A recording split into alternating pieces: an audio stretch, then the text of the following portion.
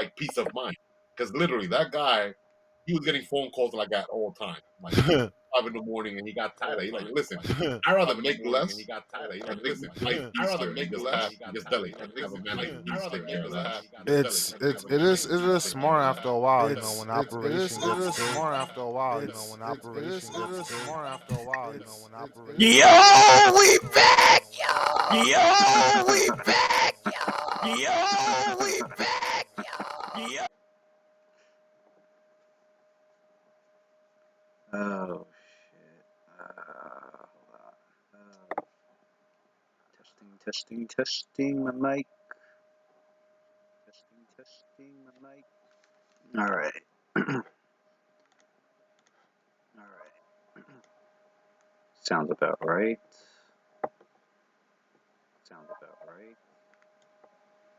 All right, there we go.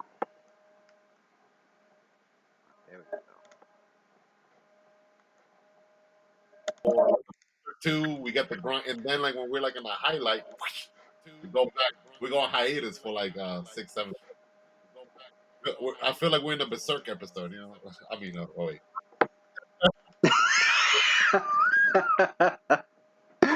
This guy said it was like berserk. Oh no. We'll come back 6 months later. Oh no. Too soon. Yeah, I like this new dark mode. Oh yeah, rest in peace, man. Jesus. I saw they just added this new dark mode. I just put it on right now. It looks pretty dope. Yeah, that's the funny thing with these hiatuses. I be coming back to Roll20, these motherfuckers done updated like 50 things. Like, Jesus. It's like I gotta. I'm like, let's go. My eyes couldn't take that. My retinas was on fire. Okay. They added, yeah. They actually got a I always have dark mode on my phone for like years now. Like it's, I got used to it. They actually like I got emails from them saying that like they're under like new management. I think they got a new like a new, I don't know, I guess CEO, whatever you want to call it, that runs Roll20. They got new management basically. So.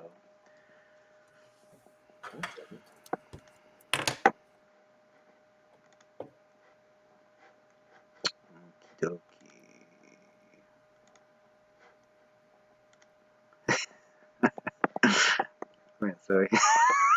I'm still cracking up. It's like berserk. It do be feeling like that.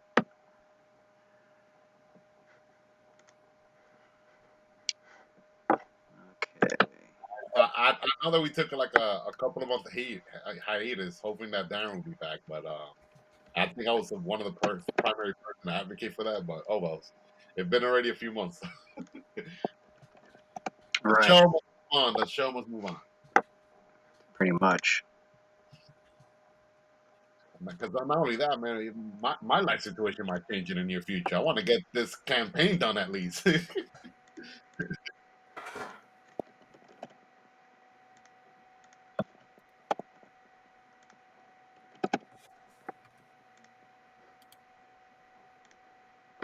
Oh, I haven't looked at that since last. I should have looked that up.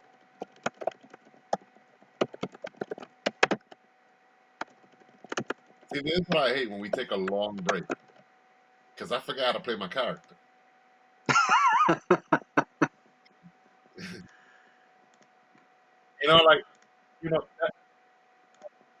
That's the only thing I'm looking forward to, like next adventure path, because I'm definitely playing a very simple character. It's gonna be a melee, so no matter, even if we take an 8-month hiatus, hey, I'm ready to go. Hack and slash, heal.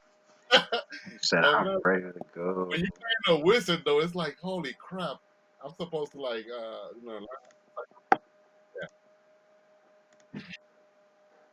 I remember in my head, at the ready, I always had a whole bunch of multiple different combos and scenarios in my head. Now it's like, I don't remember any of that crap. It's gonna seem like I bought my level 20 character. Like, what the hell? But we'll get the gist of it after a session too. Yeah, for real. Lewis, you play that Elden Ring, son? You play it? You play it? I've been hearing a lot about that game. Yo, I'm about to get it because my son asked for it for his birthday. So I was like, oh, It's not okay. even about the game. I It's about it's been so long since we got a game that was fully done with like no updates and like, oh well, these features are missing. This is one of the first games we got like that in years. they actually know. The funny thing is that they came out with a quote unquote update, which wasn't really an update. It was a free DLC. Yeah.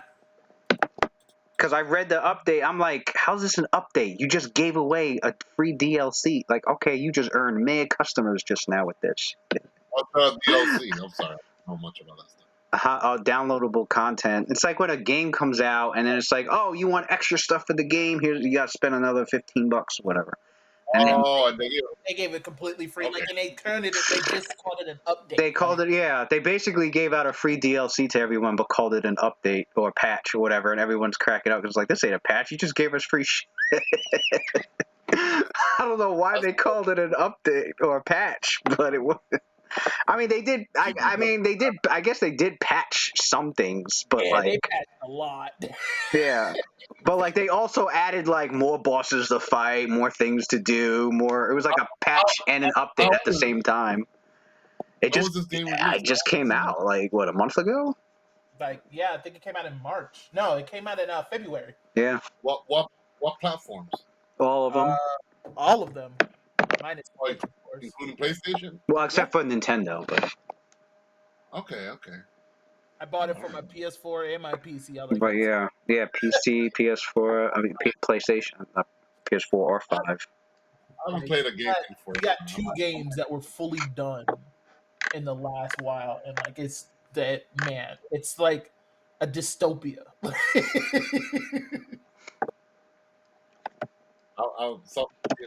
Somebody, I think it was in the basement chat. I think Watson. Somebody posted or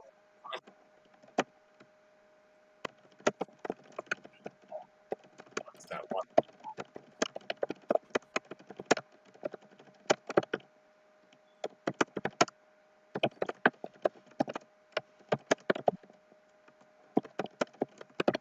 We should just start the freaking chapter.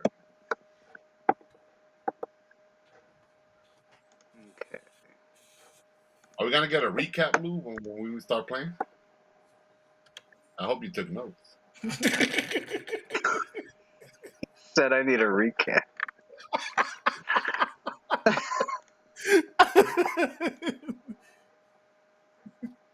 My dude said I need a recap. You like play a game, not playing it for a long time, and you go back to a sale, like, what the fuck was I doing then? Yeah.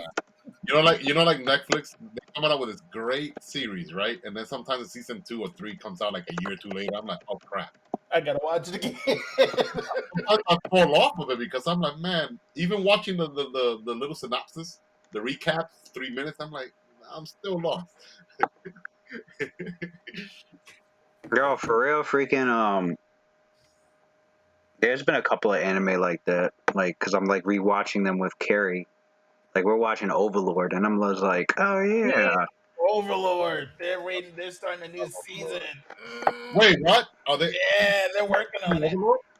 Get out of here! That's good news.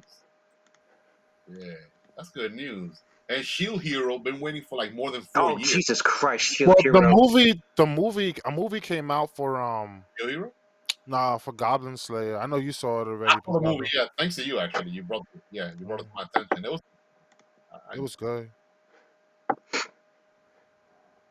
Yeah, Shield Hero was another one. Like, freaking, we watched that together, and I was like, it was like a refresher for me. Yeah. Like, I knew the highlights, but it was like a lot of the other details. I was like, oh yeah. I was like, oh yeah. I was like, well, I'm just getting ready for season 2 now. Right. Oh my god, it took too damn long for that to come out. I'm like, because I was wondering about it, because that shit came out in 2018. It's like 2021 already, or 2022. And I'm like, finally, Jesus Christ. That pandemic fucked a lot of shit up, though. My son and I watched that season 1 back then. And he's about to be a teenager right now. I'm like, Jesus Christ. Yeah, Attack on Titan's about to be over. Yeah, I that heard the was. last episode supposed to be like an hour long for the last episode. An hour? Mm, Yeah. Oh, they must have changed it. I thought somebody said 25 minutes. When did this past weekend there was no episode, They right? There they was no. they need No. an hour for that last one. There's like 4 or 5 chapters that they got to cover still. I'm curious what ending they're supposed to. I'm curious what ending they're doing. What's up with One Piece? When are they bringing that back? April 10th, I heard. Gee, oh my god, been a few weeks already. I'm not used to having more than 1 week. Oh my Means god, yeah, I know. They're fucking that hack. They got hacked. freaking losers, man. Low lives. They got nothing better to do. How do they hack One Piece? Man, people cracking jokes like, "Yo, they try to pirate the ending." like, I'm like, that shit ain't on there, man. Oda got that in like his head, probably. Fuck out of here, the motherfuckers. They said they hacked into. They try to find the One Piece in their file. Probably a physical safe in his home. Oh my god. Like if something happens to him, he have to manuscript. Something I'll happens to say, him. yeah, that shit's locked in a safe in his home somewhere. Oh, actually, there is some.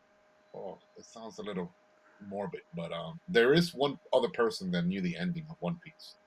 What was I think it was like a year ago or 2 years ago. Was it like a Make-A-Wish thing? Or? Yeah, it was a Make a Wish, right? And one of the child is like, oh, I want to know, and and Oda basically told them. Oh, that really happened? Damn. That really happened, but the guy had the kid had terminal cancer, died. He took it to his grave with him. Bro, what if That's he didn't dope. die? That's the only people that Oda will tell the ending of One Piece or what the One Piece is.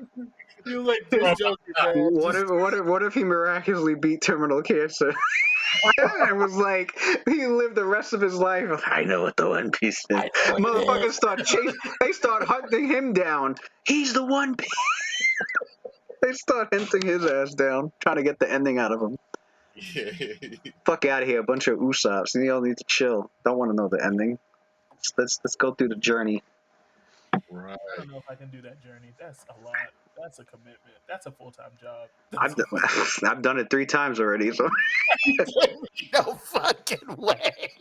My son just started watching it again. He's still like I've done it 3 times already. He goes on and off through the years. I've done it once with Matt, once with my ex, and again with Carrie. That's 3. I'm about to do it again with the kid, so it's gonna be 4. That's gonna be 4 times. You're about to get a PhD in One Piece. That's fucking Stockholm syndrome. That's what that is. Crazy. That anime is holding you captive. I don't know. It's just that good, though. I mean, I don't know what to say. Stockholm syndrome. Okay. Yo, Oda be hiding a lot of shit. I mean, I watched this 3 times already. I'm like, wait a second, this motherfucker planned this shit. What the hell? Like, I'd be noticing shit that I didn't see the first 2 times. I'm like, wow, this guy Oda. He's sneaky.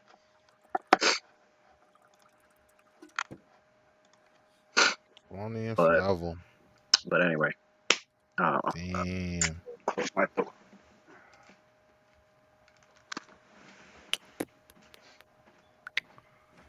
Man. Get on that Final Fantasy 14. The 10-year journey is officially over, guys. It's officially over.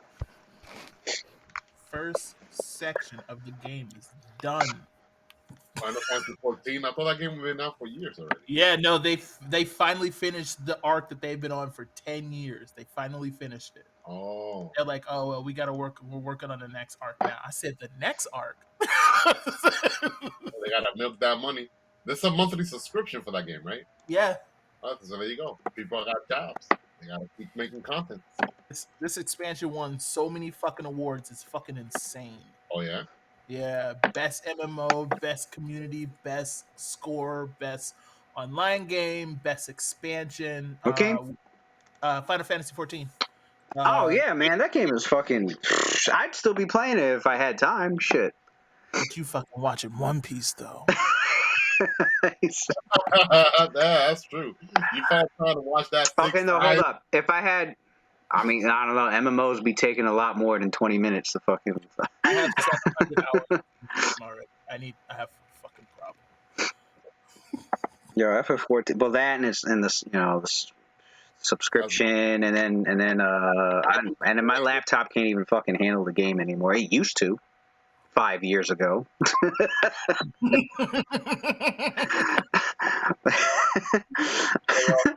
But shit's not gonna. This laptop is not doing anything with it now.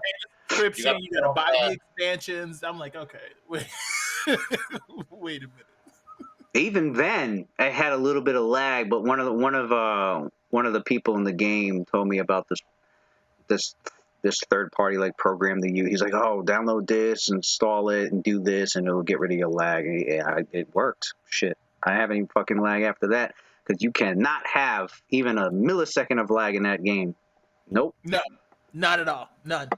Nope. I've been through in-game content. No, I've been through too much fucking shit with everybody. Lewis, why didn't you fucking dodge that? It's like I just saw the fucking red circle now.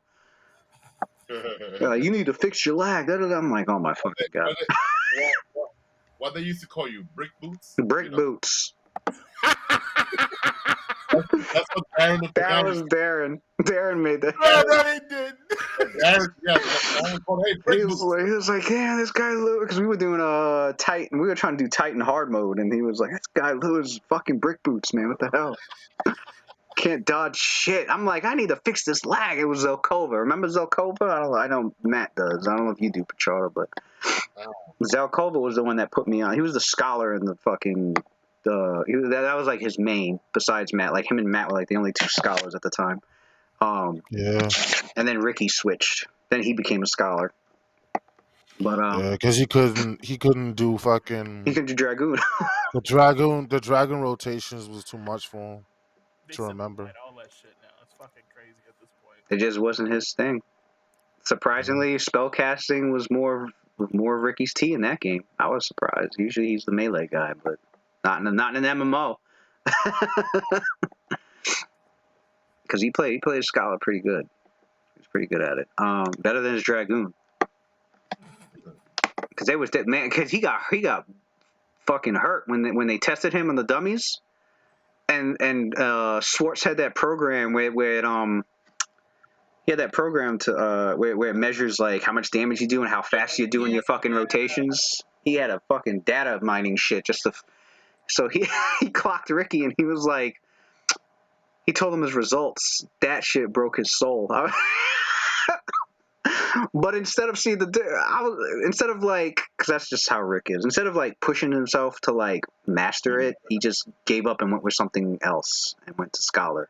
I mean, it worked out for him, but I was different.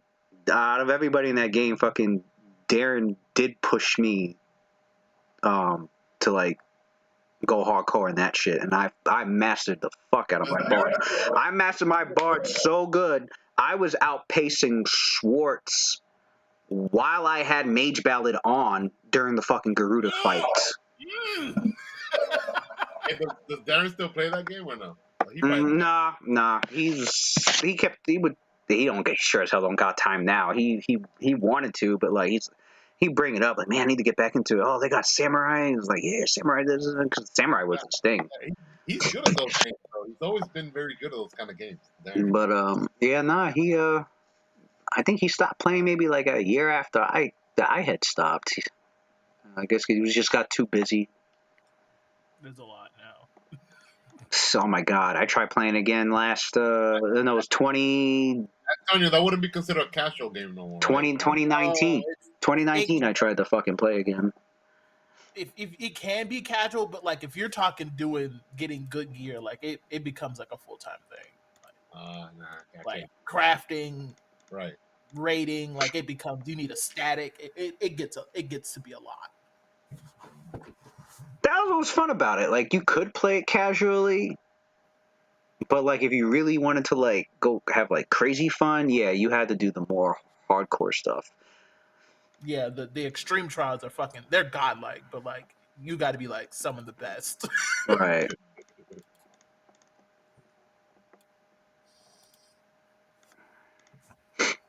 I main Bard and Red Mage and off main Paladin and it's good.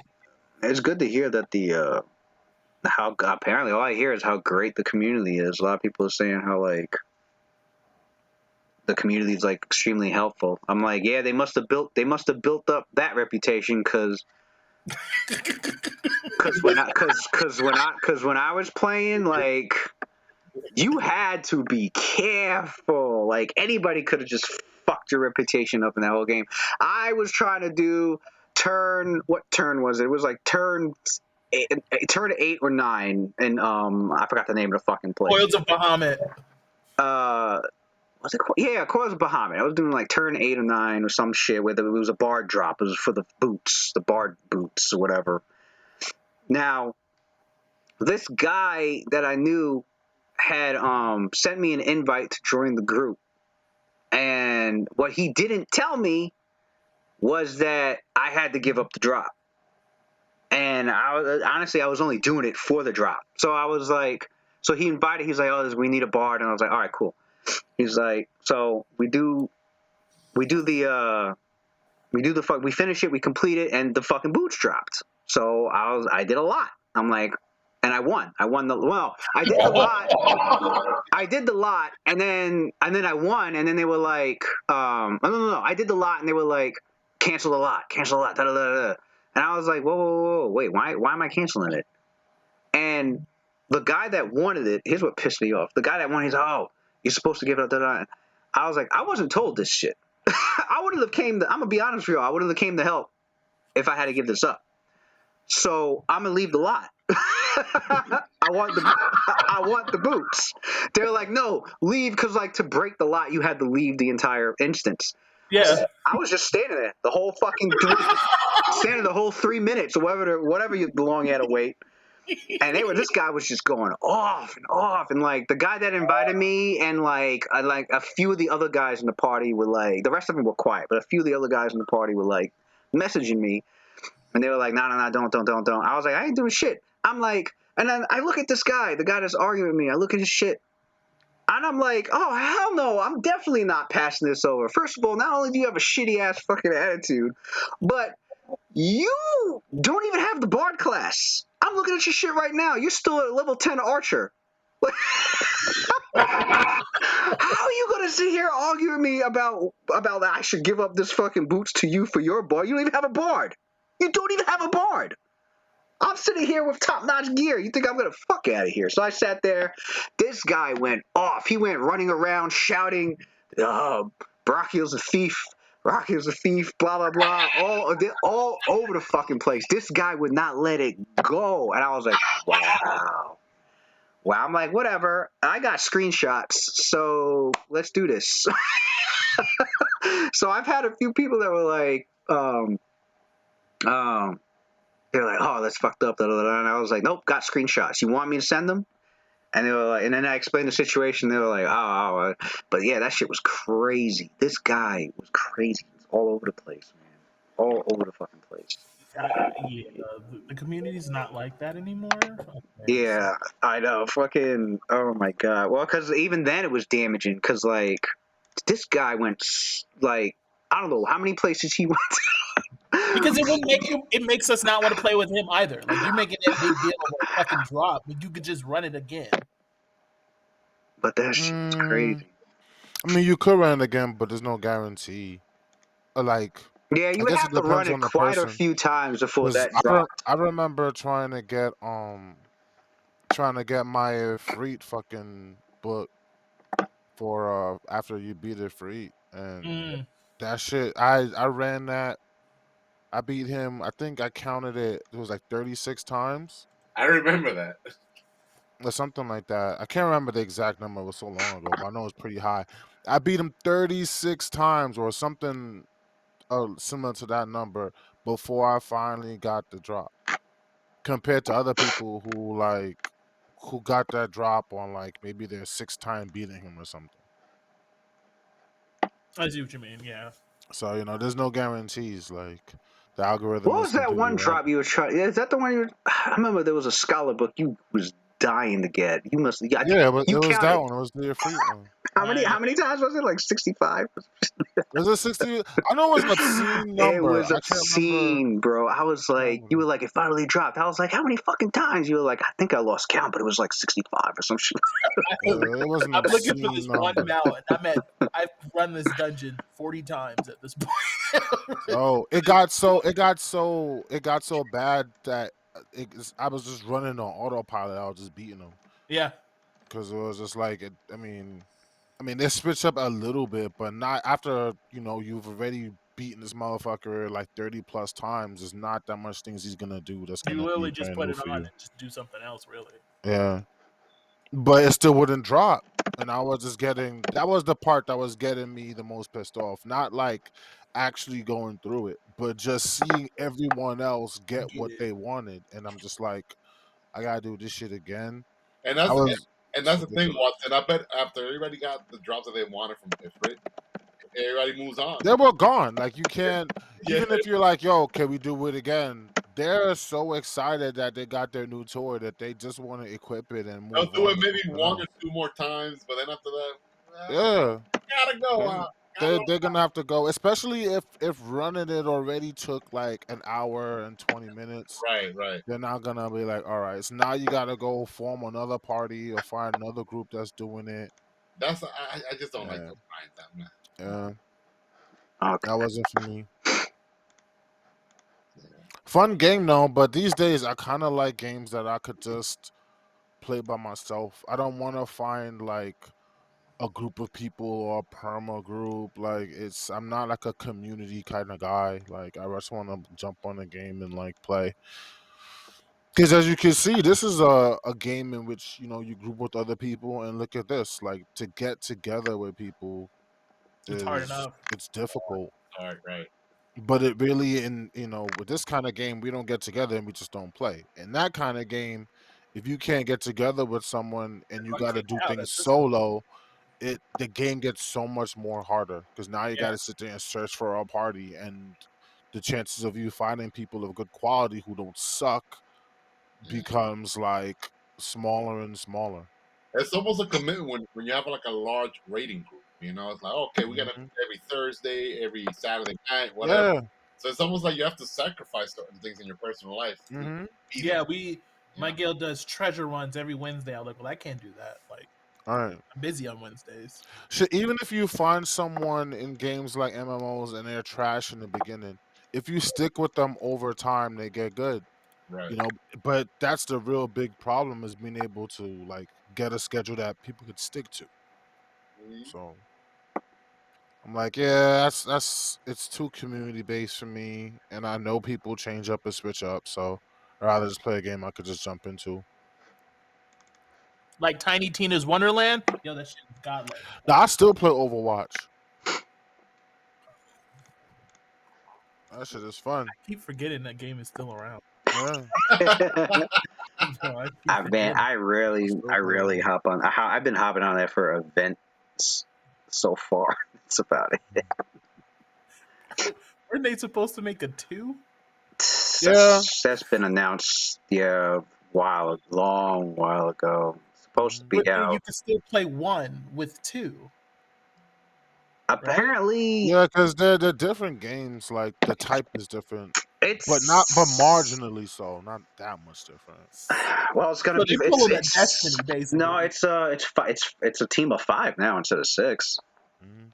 And you can level up like specific characters to get like it's like perk based in a way. Oh. Each individual like character.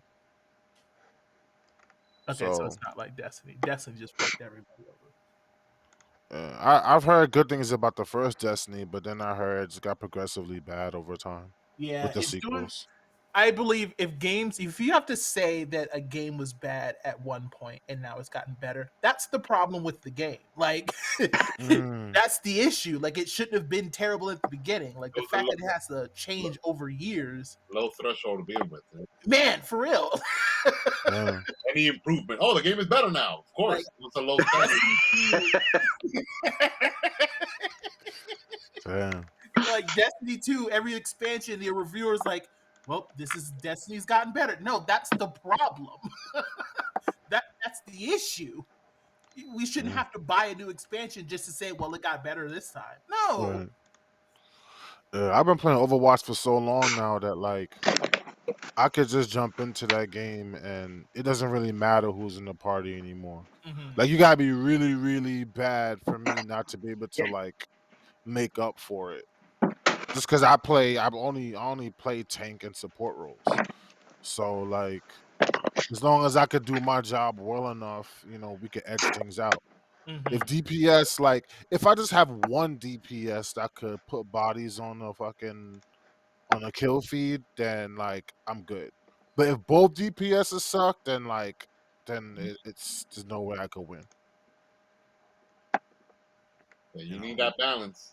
Yeah, because I could play all the healers now, and I could play all the tanks. So in any given, and there's so many. I guess because the game been out for so long, there's so many like variations within a specific role. It's because there's so many characters that are in the tank role and so many characters that are in the support role that like you could, depending on the situation, you could kind of tailor your tactics if you know how to play them all. So I didn't have that before. The only people I was really able to play was Anna and Reinhardt. I never got the hang of Anna. That man. Yo, Nah, she's so fucking you good, man. master her, she's a beast. She's so good. I mean, there's just so many instances where you really, really need. It's her anti fucking heal grenade for sure. Definite. Mhm. I remember. Yeah, I remember when she came out and like I would play competitive and like immediately everybody was good with it. I'm like, what the fuck just happened? What happened? Mhm. She's nasty.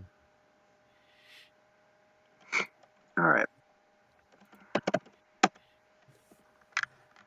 Okay, so the recap. Oh man, so much has occurred. So okay, last I remember, party. Obviously, I know. So the party, they got their shit together. They got their magic prepared because the party knew that once they left their world and they entered a lower plane, especially a place like Carceri, a prison plane, things were going to get extremely difficult. They're no longer in Kansas. Um, so your party arrives, and you arrive. I think it was anywhere between 500 to 500 miles from their intended location, which was I think they were trying to get to. It was the Bastion of Lost Hope. Didn't we bring Gaio with us? Gaio, whatever that Minotaur's name Oh is. yeah, yeah. You Press, brought you brought you We brought left her stranded. you brought Gao and I just swear this is left her borderline. stranded. Borderline Yeah, what?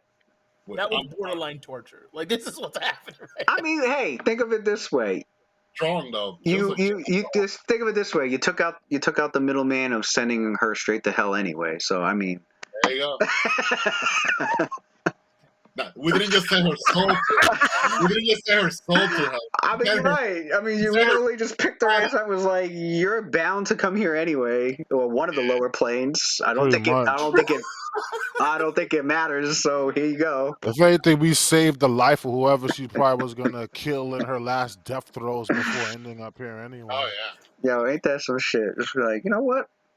She's a danger. She can't be kept in I'm not prison. even gonna kill you. What I'm gonna do is I'm gonna knock you out. I'm gonna take you. I'm gonna take you to the nine hells myself. To make sure your ass goes Make in. sure your ass goes to hell. Oh, I'm gonna heal you to wake up, and then I'm gonna leave because you're gonna die here and probably get sent back here again anyway. Yo, you gotta go to hell twice now. Y'all just gave her as a round trip, just back in circles. Just Yo, fucking looped it. you got to go to hell Yo, twice.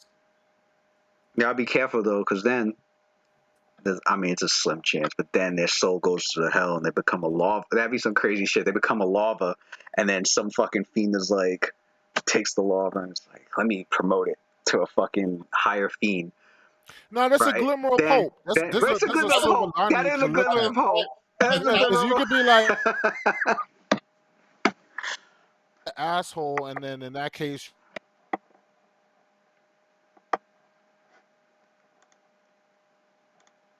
I gotta reload this. Why the fuck they freeze? Hello? My whole shit just shut down.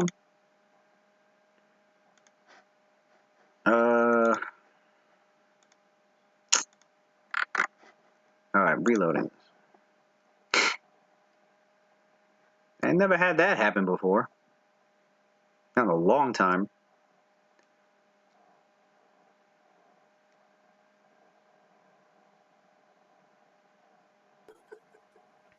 For some he's reason, back. for some reason, everything froze. I'm like, what? Oh man, it's good to Just be you. back. Yeah, we're used to it. We already know. I'm like, I why did was about to everybody say. freeze? I was saying, yeah, I mean, there's a chance of redemption too, you know, maybe like, yeah, you could fuck around, die here, and then because you stayed an asshole, you wind up coming back to hell again spiritually, or you could use this time to do some deeds, maybe redeem yourself, and maybe when you die, you won't have to come back here. And even if she got promoted to Archdevil status, that would take I centuries. was gonna say, yeah, I don't know about the rest of the parties, but Claudius maybe has like another good 20, that'd be 30 years. wild though. He's not Yeah. That'd be immortal. wild. They get promoted, right? And then they're like, then they get some of their memories back. They just get Oh memories yeah. of just this particular group. If And he then wasn't fucking, they're if like, he you know wasn't, what? I'm gonna get as yeah, promoted as fast as I fucking if he can. Fuck wasn't this shit. fucking the vindicated, he'll have to travel back in time 1,000 years in the past. And then they come back. I guess go after their heirs. Like, where do I you was about to go? have our own Bro. fucking anime Well, montage. Lena, but Lena might still be alive. That dude's gonna be like frozen and shit. Yeah, maybe, Oh my probably god, not. that'd be By the time wild. she gets promoted, nah. Yeah, I know my character. Long gone. But anyway, 'Cause I don't see him spending his okay, life so on your magic. party, um,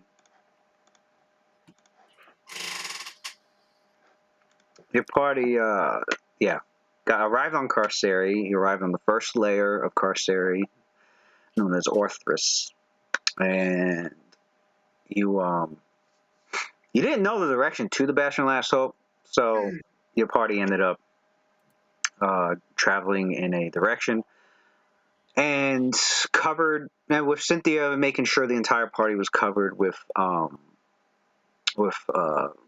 fog out to like, what was it, like 2 mile radius or some crazy shit like that. Yeah. 2 mile radius worth of fog that followed her along, and some planar marauders mounted on nightmares had gotten lost in the fog, and then ended up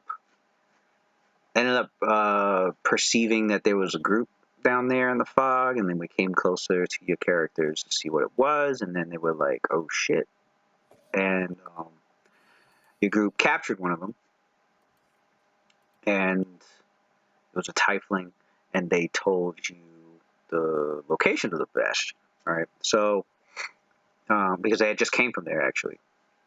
So your party gets there. Don't skip the part that we beat the shit out of him. No, And I the rest know. of it. Yeah, Messer, I think, beat the shit out of him.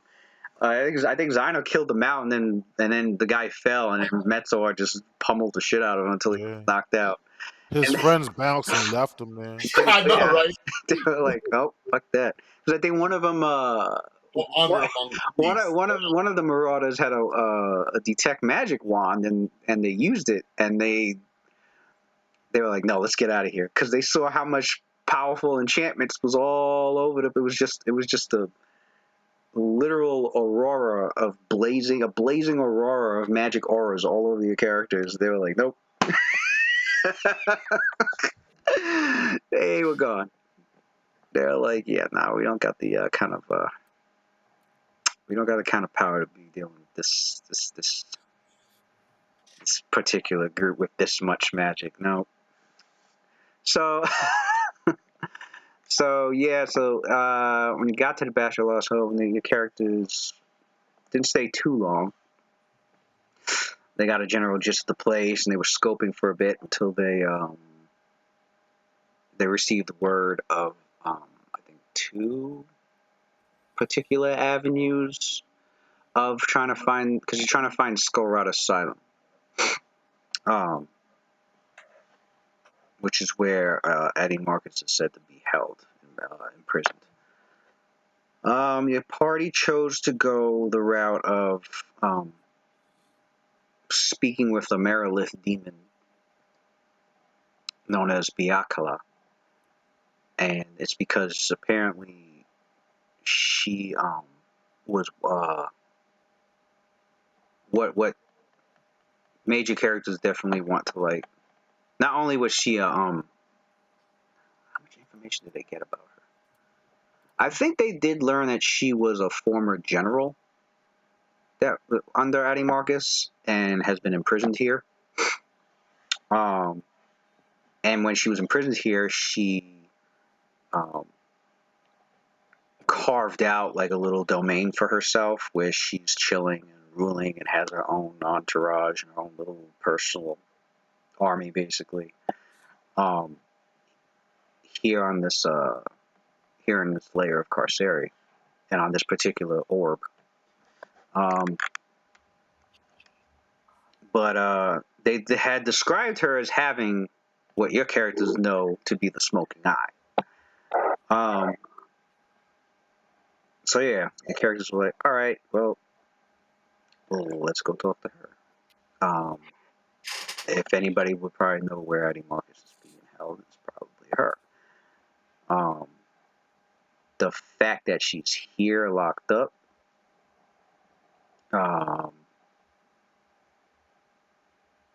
good chance that maybe it was, you don't know the exact reason she's been imprisoned here. It could have happened after Eddie Marcus was imprisoned, or it could have happened it could have happened before he was. Maybe he sent her here. Because maybe judging by the fact that she had the smoking eye, she probably did try to take over. And failed. And was sent here as punishment. So your characters make their way towards a place called Harrowfell. Now, Harrowfell is one of these places. The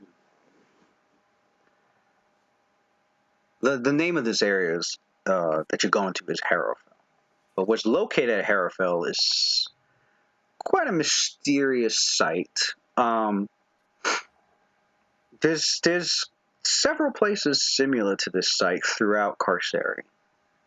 But what is located here at Harrowfell is it has a 60-foot tall, 20-foot in diameter tower. It stands on top of this big rocky crag. It's surrounded on all sides by these battlefields, just filled with all manner of bones from all manner of beings, creatures, and whatnot, and demons, etc.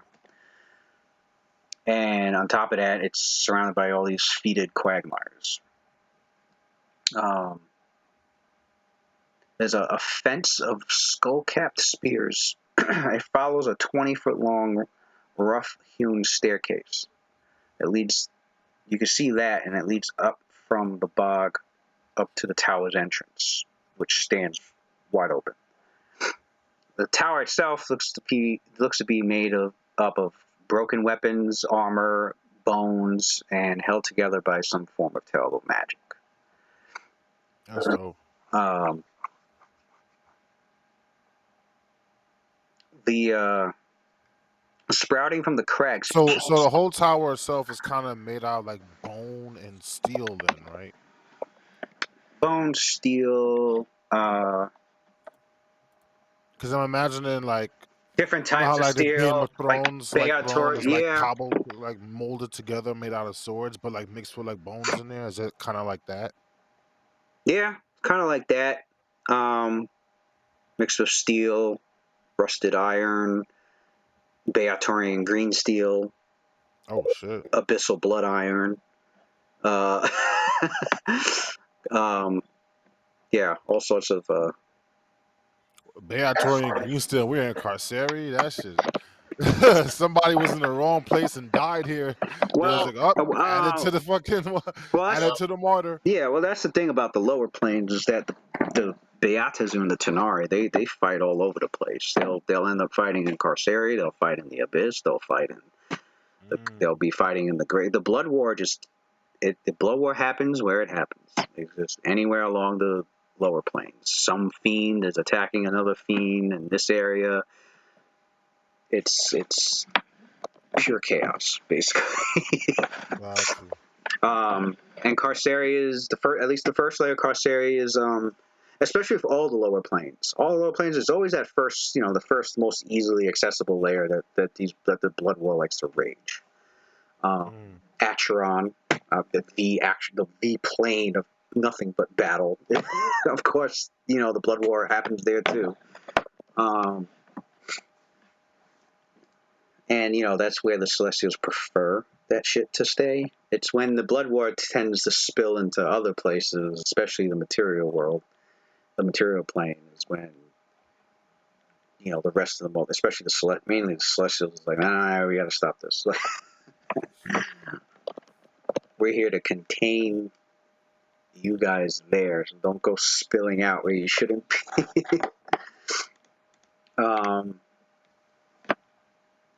But yeah. So yeah, your characters are besides the natives to Carceri, there's always going to be like 90% of the time something involved with the Blood War that ends up in Carceri too. You could accidentally end up in the middle of an actual battle between devils and demons,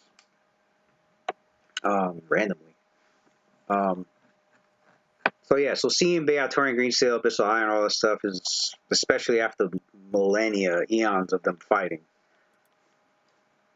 and here in Carceri is it's not too surprising.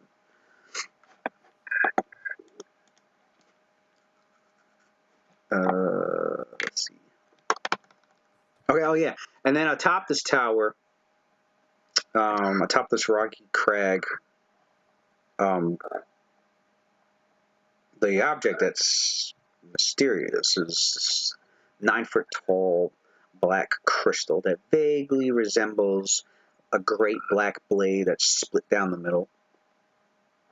And so it's sort of like a V-shaped crystal. And I think the information that you learned about it was nobody knows what made that, and there's more than one of those, but on this particular orb of Carceri, there's this one. Nobody knows who made it, why it's there, how long it's been there, but the one thing that's known about this crystal is that anybody that touches it gains the benefits of a mind blank for 24 hours.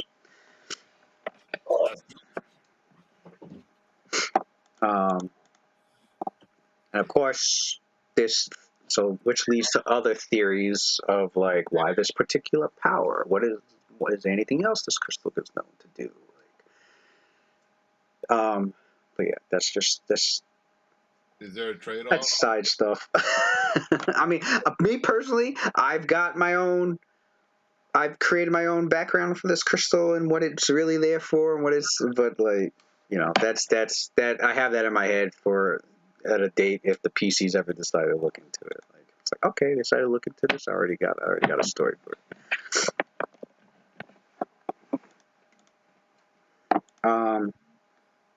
The tower is currently obviously held by Biakula and her, like I said, and her entourage. I think your characters, when they entered this region, and as they're getting closer to the tower, and they see more fetid swamps in the area, and with all the remains of previous battles here, some old and some recent.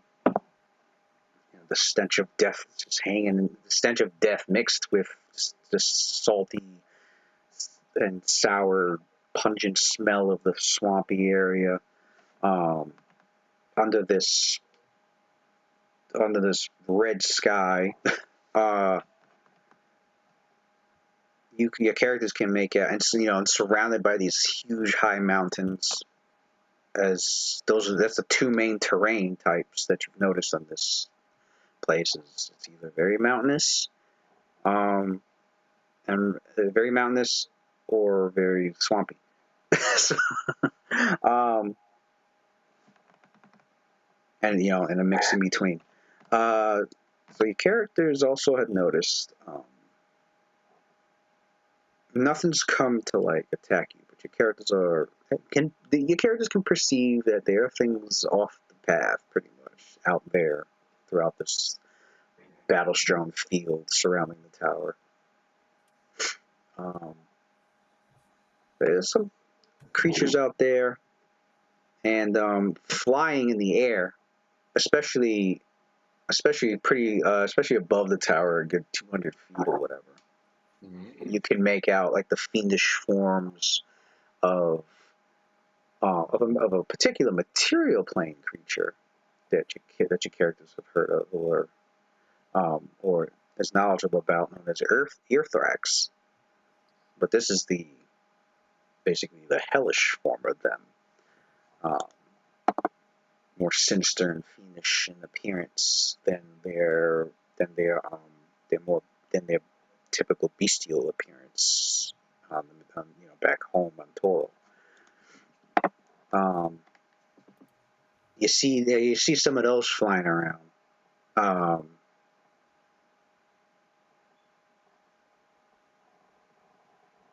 And then as you get closer to the tower, then guarding each side of the entrance, like standing there as guards, were these two demons known as Seraptus demons.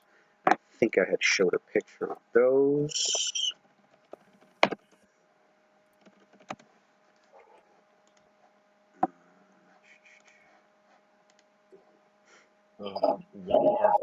The wire fact. That was like the last picture you posted before. Is that it? That link? Oh yeah, I did send that link. Yeah, I think that's like the last picture you posted. Let me see if that is that. Is that the four-armed woman with the horns? Yeah, that green creature, right? The No, she's wearing like a black tattered No, dress. he's talking about the Earthrax. Yeah, it's those, but a demonic version of it. So it'd be like, Are they blind? I don't see eyes. Are they like bats? Like they use like they're sensors? Like huge size. Yeah, they're like bats. There's more sonar. they use like echolo. Yeah, okay, Yeah, sonar. echolocation. And that horn at the top of their head can project like a sonic cone of vibration. It does sonic damage, pretty much.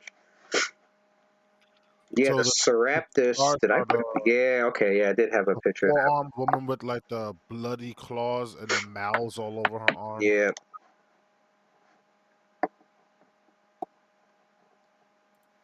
She's kind of hot, honestly. Yeah. Well, imagine it has like Oh, my man got this demon fetish. got like those mist. Use that as a mount. How big are they? Are they like go? The Earthrax, I think they're huge size. So they're like the size of school buses or something. That just lingers there. Let's domesticate, aka beat the crap out of a couple of them and make them our mounts. We're not reindeer, so we have to beat them to mission.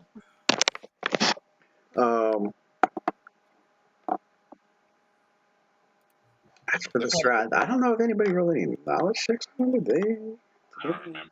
I don't think anybody has. I think I described what was there, but nobody did like Yeah, the we knowledge check. described it, but we didn't roll Right, any right. knowledge checks. I'll roll one. Hey, my first little roll. Let me go through Cynthia right quick. What did I roll? Let me see. I rolled a sense motive level gauge and job class, and I got a 41. What was that for? It must have been that. It must have been that Typhon problem.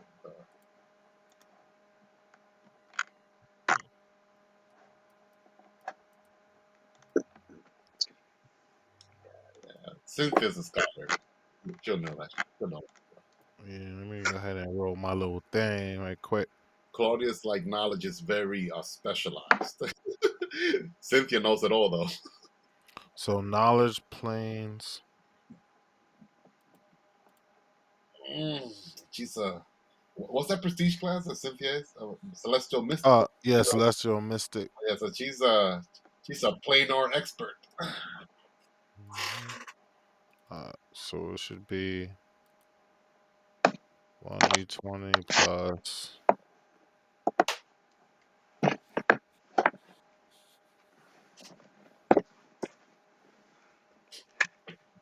Professor Sorebottom about to spread that wisdom. Damn, rolled a 4. It's still freaking high as hell. 36. Even with a 4.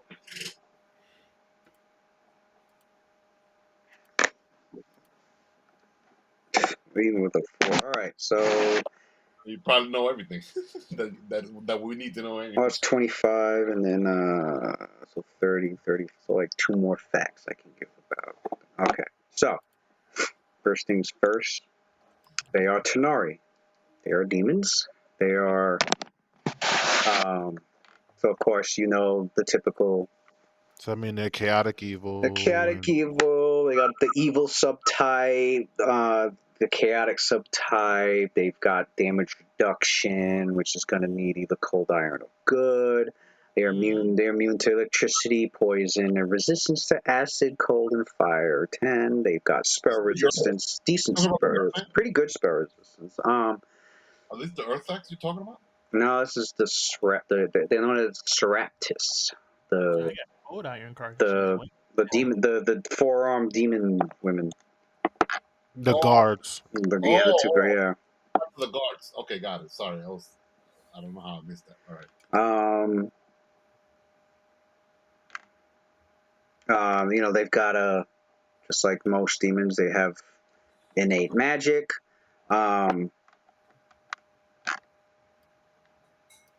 As for what the Seraptis demons are,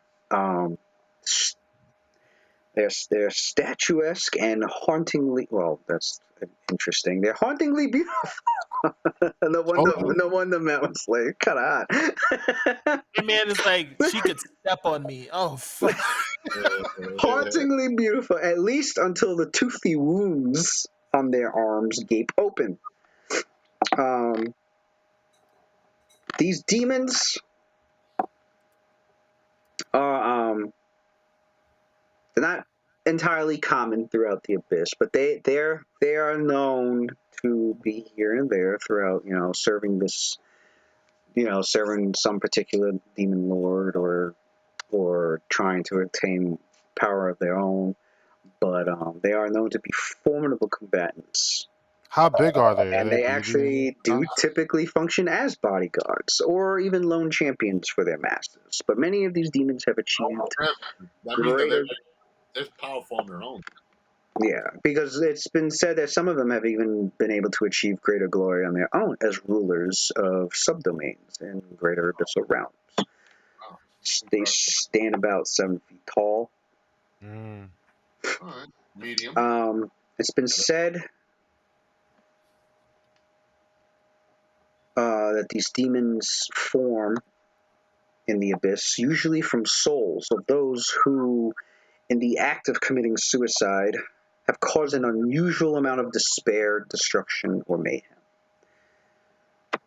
Such as a quiet death in a dark room might result in the soul becoming Seraptis if the victim was a well-known and beloved political figure whose suicide compelled his followers to riot and murder. Or a plunge from a high tower into a crowded marketplace might result in a small amount of collateral damage if the jumper lands atop a passerby.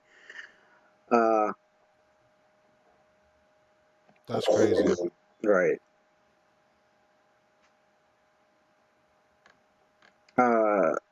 They are known to be champions and assassins who serve demon lords and are well feared. And the the true terrors of their kind are those who have broken free from servitude to more powerful demons, and in so doing have established themselves as ruling forces.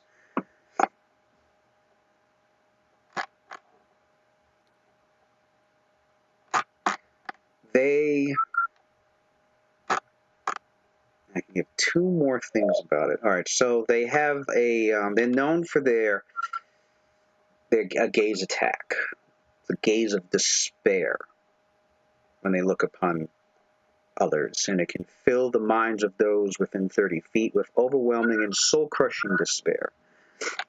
If you fail your will save, you'll take charisma drain and be staggered for 1d6 rounds. Should you lose all your charisma, you will succumb to an overwhelming suicidal urge and attempt to end your life by the most convenient method at hand, up to my discretion. In most cases, the effect causes a creature to make a coup de grace on itself. But if there's a more dramatic method of self-destruction, the creature will take that action. Once a creature reaches the suicidal state of despair, it remains in that state until the charisma score goes back to maximum. If Is that a compulse? Is it based on like mind affecting or compulsion? it is a mind-affecting effect, so Have emotions? no, it's just a mind-affecting effect. Okay. Protection from evil. Does it protect us from that or not? No, It protects you from possession, it's not but a compulsion. yeah. Because the gaze is what puts you in despair. Once you meet the gauge, you make the will save. If you fail the will save, that's when your charisma gets drained. If you continuously succumbing to the despair, failing, basically constantly failing your will save, and you drop to 0, that's when the suicidal urges kick in. And that doesn't fix until your charisma score goes back to maximum. Not just above 0. It needs to go back to where it was. Otherwise, you got to restrain the victim at all times to make sure that they don't attempt suicide. I guess knock them unconscious in the meantime. They are also like the wounds on their body that open up into maws. It obviously makes it easy for them to grab onto you and lock you into a grapple. Should they use that? And yeah, it's should they lock into a grapple with those mouths, it will tear you apart and cause bleed damage. On top of strength drain, and then the Seraptus will drink away the blood and other vital fluids that's being sucked out of you while that's happening. There's 4 This is on top of the fact that these Seraptuses have spell-like abilities, and their spell-like abilities, one of them is pretty typical to demons, which is teleporting. It's also they also have the ability to fly. They constantly have true seeing.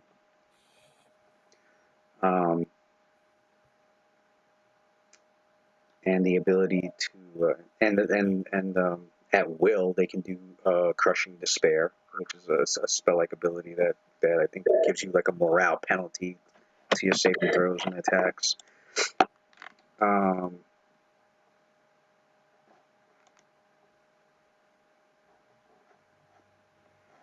Where on top of that, they are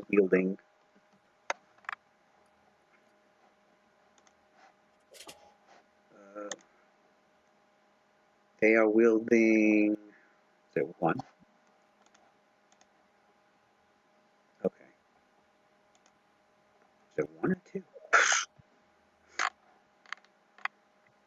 How many Two. of those? They're wielding two. They're wielding in their two of their arms, their upper arms, each has a scimitar. Wickedly serrated scimitar, obviously magic, and obviously it has a magic enchantment on it.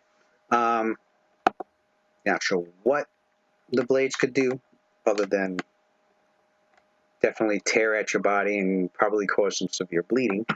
And then the bottom two is just like them flexing like their claws.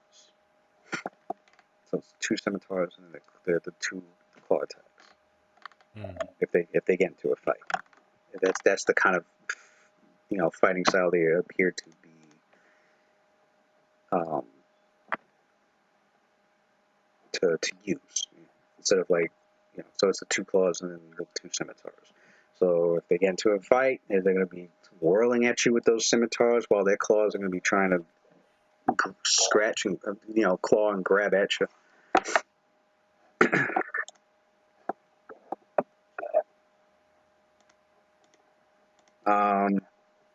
Yeah, that's the Serapis demon with your knowledge check.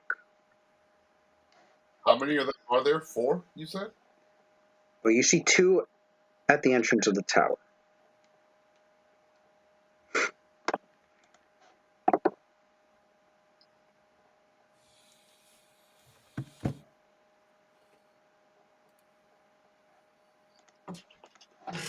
Right. For everybody in the party, I just checked the messages on WhatsApp. So for party members, I sent each of you guys like the buffs that Cynthia had casted on you already. Thanks. So you guys, all you gotta do is open up the message. It should still be there.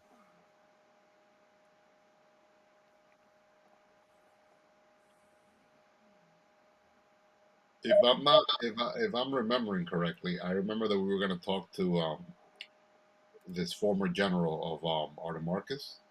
So I think our best bet was that we were going to try and use diplomacy. So our main, our greatest accent when it comes to diplomacy, obviously, is Sir Belatement. Mm. Obviously, we're not trying to start a war here because we don't want to use any resources and more resources than we have to, especially Right, especially when these people aren't even our primary objective. Uh, right. one thing I don't remember: this general, did she fall at odds with Artemarcus, or is she also a zealot that's trying to free Artemarcus?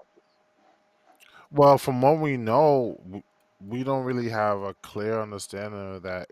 All we know is that she could have either been sent here before Ademarcus's fall, or maybe she came here afterwards. What I'm trying to get at is how are we going to play our cards? Because let's say that she's still a staunch defender of Automarcus, and then we tell her, hey, listen, we're here to kill your former boss. Then that's going to start all kinds of shit. But Well, but yeah, but remember, we are in hell.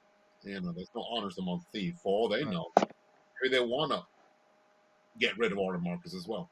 The more the Well, merrier. Palladium's go-to is pretty much gonna be diplomacy first. So, I mean, Right, in right. the case of What do for we have this to for offer? this scenario, um, what we have to offer is simply her if she already has like this setup going on. Uh, Palladium will just be like, you could just fill the power vacuum after his fall. And so that's if she sided with Adi Marcus. And be like, well, the only person that could defeat Adi Marcus is us. And if we could defeat Adi Marcus, then that means we could defeat you. Or we could just defeat Adi Marcus, you could take his place. We don't really care as long as you leave our world alone. So there's that. Um and if that's not or, enough, then it would or just be intimidation. I know Valenum would not be akin to this, but Claudius would still suggest this. If, let's say, they're pro Artemarcus, Claudius suggests a little bit of trickery, meaning that we could, well, we don't even have to lie. That's the way that we could make it seem, because I know Valenum is not about lying. Yeah, he's not gonna sully his Right, right. army. I know that we have, but listen, let's put it this way. we agreed to the point we're trying to find Artemarcus so we could free him. However, you don't have to disclose what we intend to do after we free him. Assuming that they actually Oh, you mean, like, try to make it look like we're on her side by obfuscating the correct, fact but that we're but gonna it's not like we're lying directly. It's just that we're choosing our words carefully. If she makes that assumption that we're gonna help her, by all means, make that assumption. We're not gonna correct you. Will that still be considered trickery for Valerian? for Valenium, yeah. Uh, It will still be well, duplicity because he's purposefully leaving out all right. information. So I guess this is what we'll do. You try diplomacy. If it looks like diplomacy is not gonna work, then Claudius will take over with bluffery because I think his bluff is at plus 50 right now. So we'll go. We'll try it your way. If not, we'll try Claudius's way. Alright, I'm good with that. Hopefully your And if way. that doesn't if your bluff doesn't work, then I'm just gonna intimidate. Yeah, we just gonna have to go to town. Go to intimidate or go to war or some shit. And then if intimidate doesn't work, then it's just all out, it just you're just gonna bang out. It is what it is. Because our main objective right now, I know it's been a while we don't play. I just want to make sure our main objective here is we're just trying to discover where all the markets is Yeah, at. we're just trying to get rid of the case rights, Well, and it no, no. doesn't, Oh, that's the main goal. We want to get rid of the cage, right? Kill all the Mhm. markets. But right now, we're trying to find all the markets. Correct? We don't know where he's at. Right, yeah. So we I I would I guess when we go to role play, we'll find out what side she's on. all right. So that's what we're trying to do, right, Lou? Our main objective is we're still trying to find the lead to find all the markets. Correct? Yep. Yeah. You're just trying to find the. You're trying to find Skull Rot where it's located. Oh, got it. All right. Mhm. All right. So I'm starting. It's coming back to me now. Okay, good. Yeah. I mean, we're in Carceri. I don't see why she wouldn't betray him with enough That's incentive. what I'm saying. Exactly. We're the bunch of traitors here. This is the plane of traitors Mhm. and cheats and murderers. So yeah, as the price is right, and we don't, and we this party doesn't really give a shit about like what. Plus, Valenium has something that she had. So at one point, she's probably still maybe she still wants it, and that's the smoking eye. That's true. If she wants the smoking eye back, I would gladly just give it to her. She could keep it. No, more than one person can get it. Yeah, but she would have to take me down to get it. Well, yeah. What it is it's Well, to claim it yeah, it's rather. the claim. Yeah, it's the claim. Yeah, so for her to like have the throne herself, not only would she have to claim the Have throne, the but smoking eye, she has but to kill every other smoking eye right, bearer right, out there. So yeah. exactly. So I'd be like, if what you really want is that realm, I'll gladly relinquish the smoking eye as part of the deal. I really don't need that realm. Is there I a only way care about is there a way that Valatinum could voluntarily just like get rid of the smoking eyes if he wanted to? Because that could be a bartering chip. That I could mean, I could just not contend. I'm a knight. Like I give her my Yeah. word, There's and no I think there's a way to give yeah, it up. no, but beyond some extremely powerful magic. All right. Like probably a little above things like wish and miracle. Yeah. oh, so you He's say with stuck a with wish, it. so with a wish or miracle, you could like get rid of from Valatinum, assuming that if it came to that, probably not, and transfer, I let's don't. say, one of her champions in exchange for Artemarcus. But that'll be like it's I good to think have. that'd be a little extreme because, like, at the end of the day, we have a cleric here that could basically put forth a zone of truth, and so I won't be lying.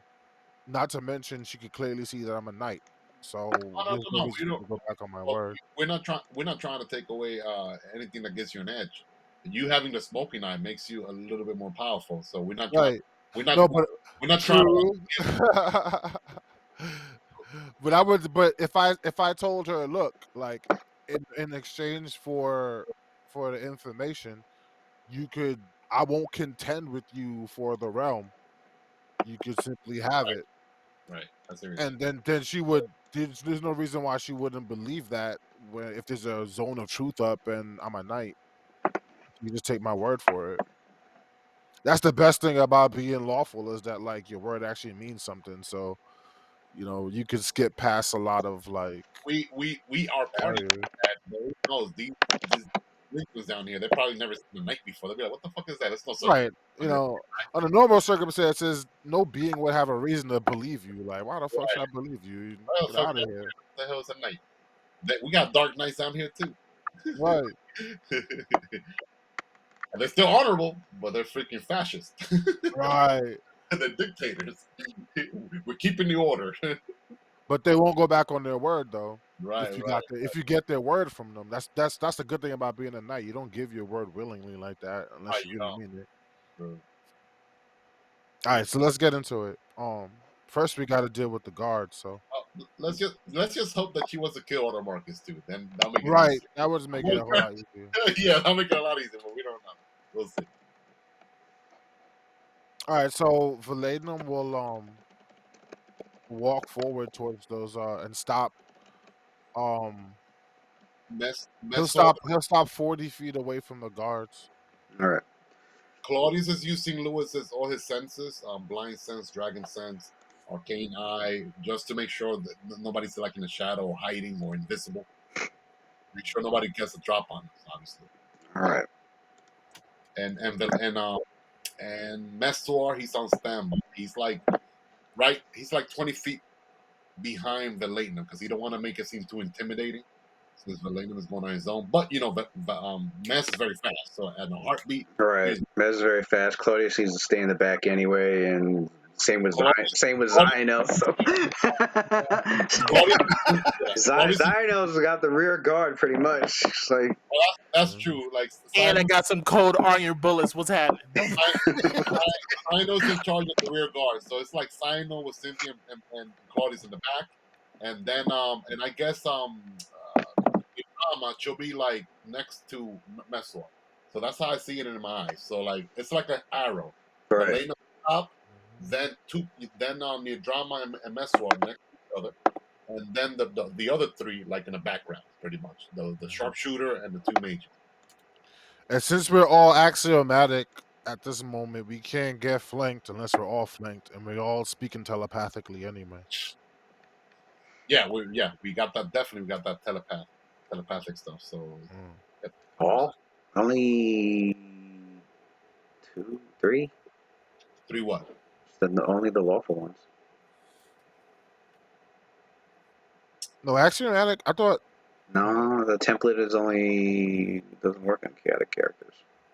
Well, Claudius is chaotic neutral with lawful tendencies. Does that count? really. I could have sworn Yeah. because I have it down for Claudius that he's an axiomatic. I had it. I posted it, and I think I remember Lewis mentioned something like that. Oh no, you have to be lawful alignment. And it's kind of sad because Claudius was down with it. Like he wanted. yeah, I posted it in the And then Lewis had a Yokas. No, you couldn't do it. and WhatsApp a while ago. I was like, this is not going to work. This will work on Metzor, I think. And Cynthia. Is there a?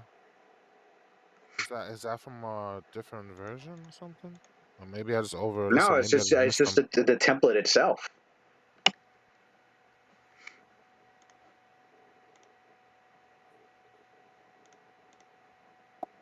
I mean, because you can't be axiomatic.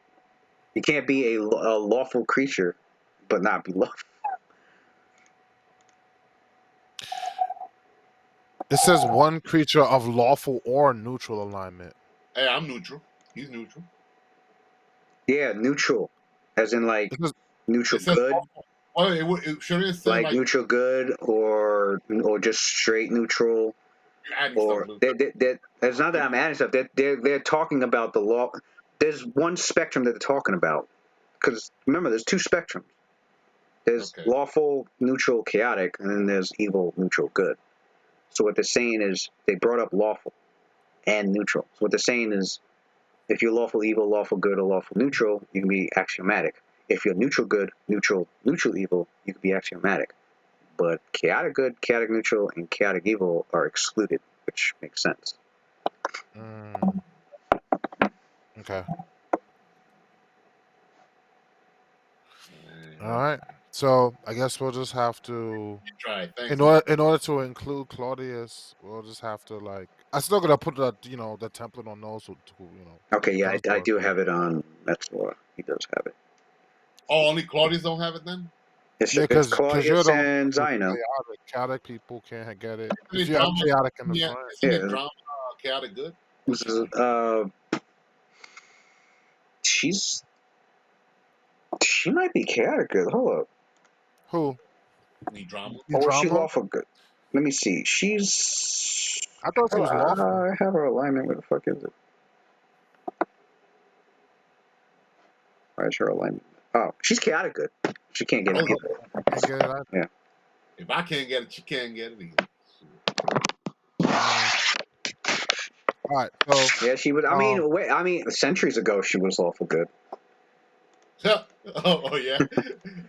So she became a rebel. I mean, it took a lot of time, but I mean, she is. She's not a fallen celestial. She disobeyed her superiors, and they took away. I think she's unable to use any of spell-like abilities that have the good descriptor. So I don't think she can't use like Holy Smite, and she can't use. I can't. Claudius is immune to flanking anyways because he has elemental body on. I was just reading it right now. So she can't because she's been stripped though. She can't use Commune. She can't use Holy Smite. She can't use Hollow. She can't use Atonement. She can't use Consecrate. But like she could use. Yeah, she had Atonement. Which is so if for some weird reason, like Belenum had broken some shit with Ilmater, like she would be the. I mean, she's an angel, so like makes sense. She's a Movonic. Movonic, right? Yeah. Movonic Diva. I always be confusing the two. I always confuse Movonic and Mononic because it's just one fucking letter off, but one's. Oh wait, I didn't even know there was two types. There's two. There's Mononic and Movonic. Yeah. Now you have me confused too. I thought it was only one type. Oh no, wait, this sounds very similar. all right, so Lou, he approaches. He'll stop at 50 feet away from them. Okay. And when he does so, he says, I speak for the Vindicators. And then without taking his eyes off of them, he gestures to the rest of the group behind him. And he goes, we've come looking for Marcus. So the Seraptus demons,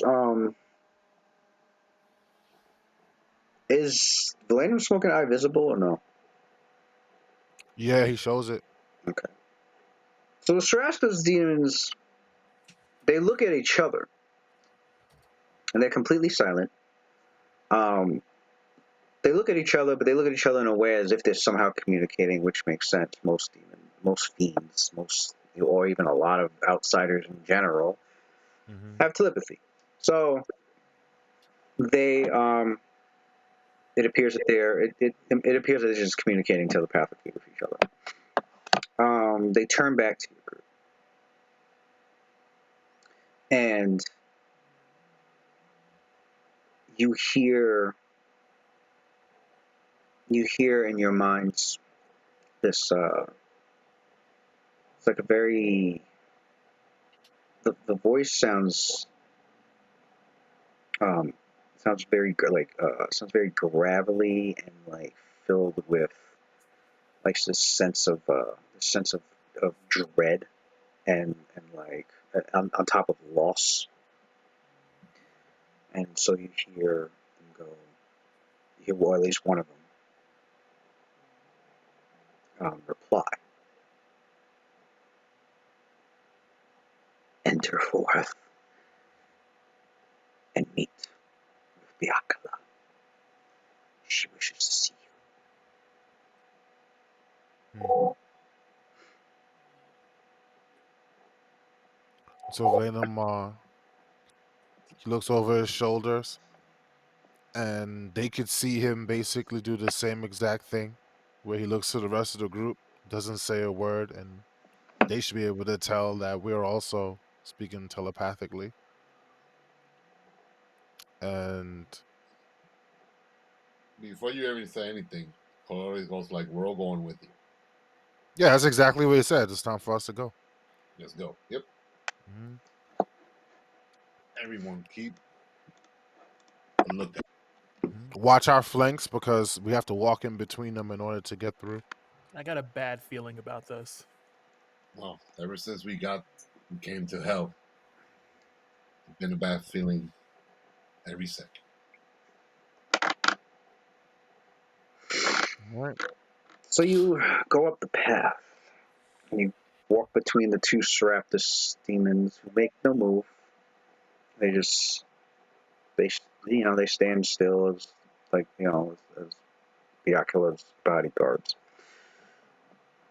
And you enter this hollowed out tower, which didn't seem to have much in it in terms of decor. Looks ancient and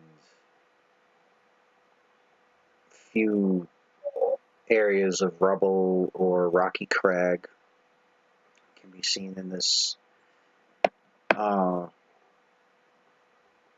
in this area of the tower. And the tower itself, I mean, the inside, the hollowed out portion of this tower that you've now entered,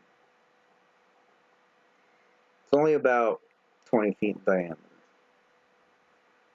So you didn't really have to walk too far before you see on the opposite end of the tower wall, you see a sort of makeshift throne made out of the skulls and the broken pieces of armor and weapon and steel and other materials. And you see sitting upon it, coiled, and with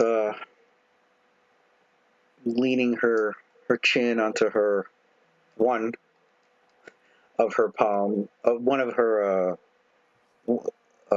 hands out of the six that she has. Biakla. You see her. She looks both bored. She looks both seemingly bored and intrigued, all at once it seems. Being demons, they rather the demeanors, it's broiling with chaos and emotion on the inside. Even though outwardly some of them can seem poised, although that's usually reserved for like the more stronger and greater demons as opposed to like the more stereotypical lower ranks who are the subject of many a story on the material plane of being these chaotic little things that just want to just destroy and massacre everything in sight.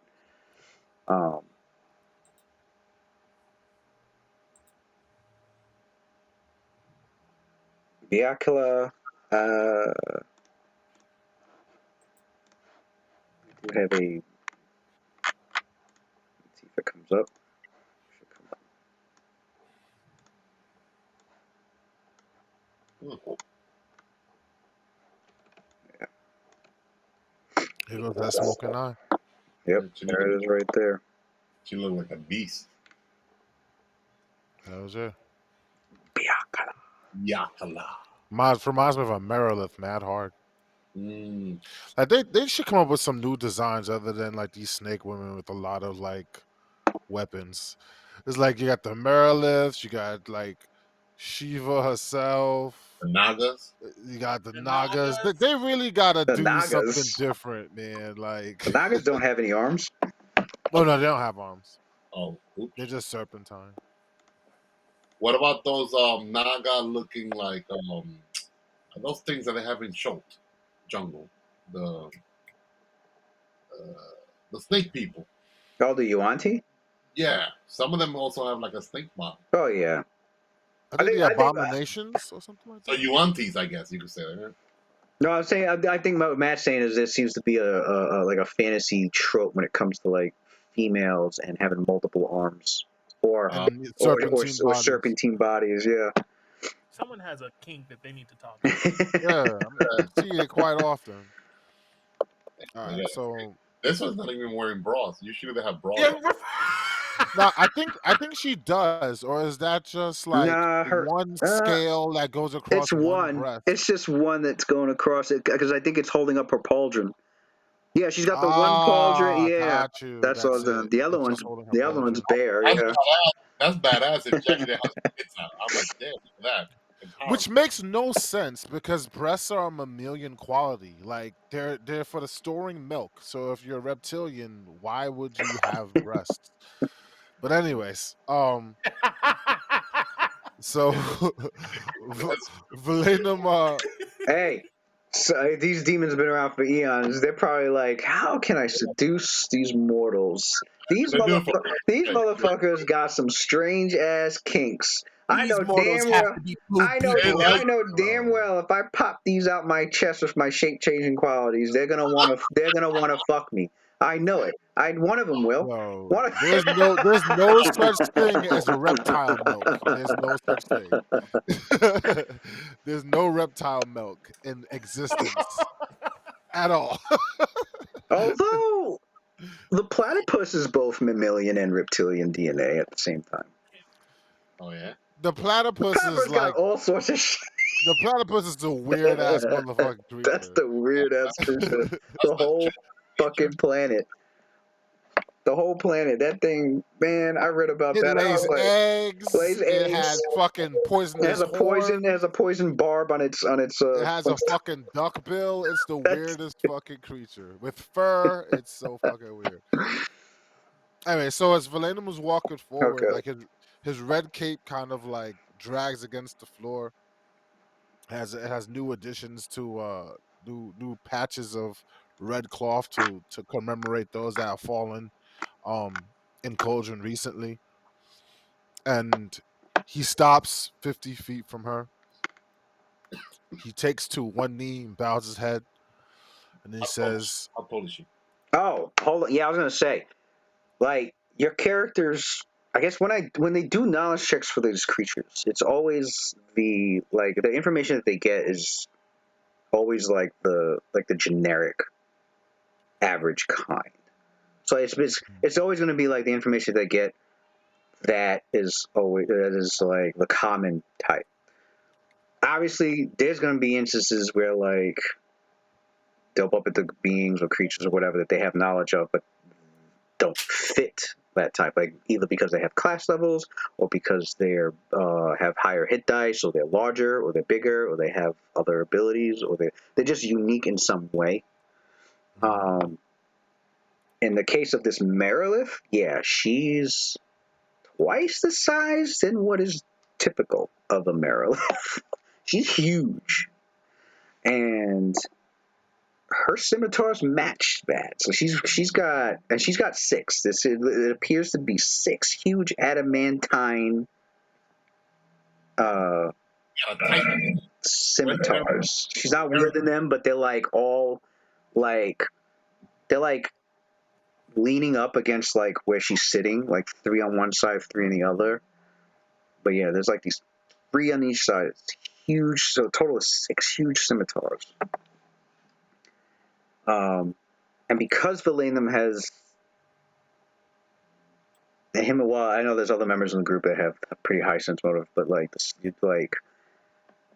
you can sense, like I guess that you can sense her strength, especially like if you guys were fighting if you guys had come face to face with like a typical Merilith, you'd be able to take it out. And that's something definitely the party could gloat about, because even a regular Merilith, or even a typical Merilith, is like a force to behold. But this Merilith is definitely unlike the rest. You know, not just her size, which indicates how long she's been doing, how long she's been going, she's been around, and how much experience she has. But She got 2 katanas. she's. I think what's the sense motive ability? I think it was called like gauge opponent or whatever.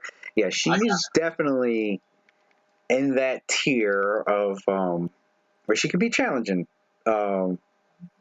If where she could definitely take up a good amount of the party's resources if they were to fight her, and she's not alone, which makes it even, which makes the situation even extra dire because the Seraptuses are not typical either. You can sense quite quite quite some strength in the Seraptuses. Like they've got, you can sense that they're not just typical Seraptuses. They've got some training of some kind.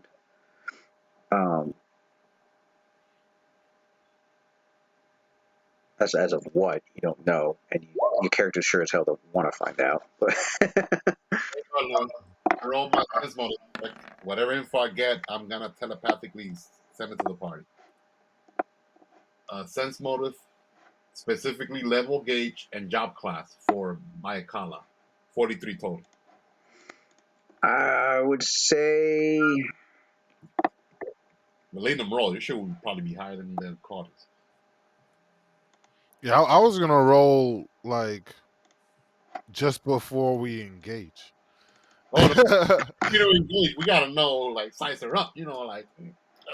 I'm more interested in like in what her like skill levels are as far as like diplomacy and all that. I'm taking it one step at a time. All right.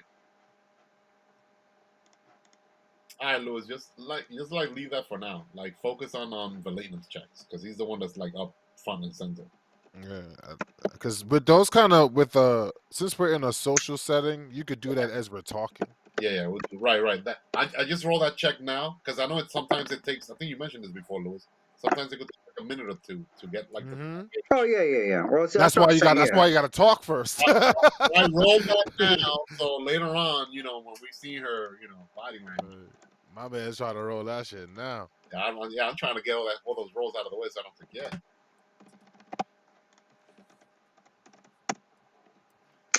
Like let's say like you and I got the same roles, right? I might get 2 knowledge, you might get 2 different knowledge, and then we'll combine. Right. Well, honestly, Cynthia could do what you call it. She do her ability where she could aid us on the check too. So Wouldn't it be obvious though if she casting like a spell, or it's like an no, it's not. It's not a spell. It's just part of her class ability that she has. If it's something that's invisible, that's nothing. Okay, good. Nah. Right now, any of us try to cast any kind of spell, even if it's benign, dude, people are just gonna start shooting. Now, the way that is described actually is that she's verbally instructing. So like, it's like she's verbally instructing whoever is doing the skill on giving them tips on how to do it better. Oh, it's like coaching, right? Like mentoring. Yeah. Right. So I guess in the case of you doing a knowledge skill, she would probably be pointing out particular things about Bayakala, that would, jog your memory about her and give you a bonus.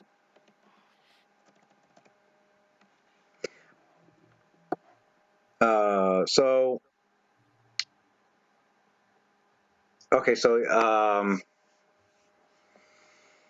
with the sense motive, when you gauge, it's not like she's trying to hide it, but definitely definitely a dire threat.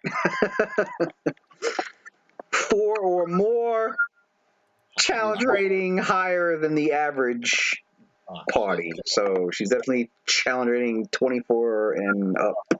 So it could be a 30 for all we know. Right. 30. She could be we can take her. Yeah, the problem is that she got an army too. She got an army, so it's not like if it was like it's just her versus us. Well, it looks like the fiendish Earthrax, and there's quite a few of them. In fact, your characters saw not just the huge ones. There was a couple of Earthrax that were twice the normal size. So there's gargantuan ones as well. She's got those. She's got whatever's out in the battlefields hiding around there. She's got what's inside the tower right now, which your characters do perceive. I forgot to mention that. Like jutting out of like some rocks or some like old statue, some old demonic statues that are like ringing the inside around the tower. You actually can make out like chilling on top of the statues or in the rock outcroppings of the inside of the tower, or even just clinging to them like they were fucking Spider-Man. Babao demons and a couple of Hezrao demons. And there's not just the two Serapises outside by the door. She has two more on her sides. Okay. So there's 4 Serapises. There's 4 of them. Several Babao demons, a couple of Hezru demons. You got the Earth Threat, and you got her. So yeah, she does. That's why she's just sitting there and she doesn't seem phased. In fact, you do get a strong sense that she's not even the type to even much care about a fight unless she has to. Yeah. So well, her little minions, that if they're animals, I believe they probably are. If they're a lower hit die than me, then I could probably use my aura to scare them away. Oh yeah, that's true. That's true. Your gauge for the Babao and the Hezrao demons, yeah, they're weaker than your characters. Oh, okay. So if I do that, they'll be like, "Oh no, run!" I hit them with that hockey, hit them with that Imperious hockey, son. They not coming. They don't want no problems. Hit them with the hockey. That's how you know, yo, for real. Like that's that meta in One Piece. So that's how you know when the hockey comes out. And you're like, all right, these motherfuckers were low level, and the ones that are still, the ones that are still standing on the high level. Listen, that's smart to take out the low level. That shit got me dying. Let's say right now in this battle, right? Let's say she has like 50 Babao demons, right? They're like level 10 or below, right? Okay, they're weaklings. However, it just takes 2 of them to get like to equal, yeah. 220s in a row, and you're dead. Right. Even at level 1, if they're lucky, roll that 220s and confirm, automatic. You see what's going on in One Piece? They're bogged down in nothing but fodder, and it's draining all their resources. Yeah, 100%. You cannot fall asleep on fodders, man. You can't. Well, actually, yeah. I mean, well, New World fodder. So, yeah. which is still far stronger than what they dealt with in the Grand Line, and obviously even far stronger than like one of the oceans. East Blue, West Blue, all that shit. Mm-hmm. That shit adds up. Those New World, it's like Grand Line shit was like challenge rating, like things that are like challenge rating like 8 through fucking 12, but then now the New World dealing with these epic level fucking guys, but all the fodder is like level 15 and up. Yeah, exactly. A lot of HP. Yo, look, like Big Mama's kids alone will be considered like fodder, right? Yo, none of them motherfuckers is weak. None of her kids. None of them are weak. Yo.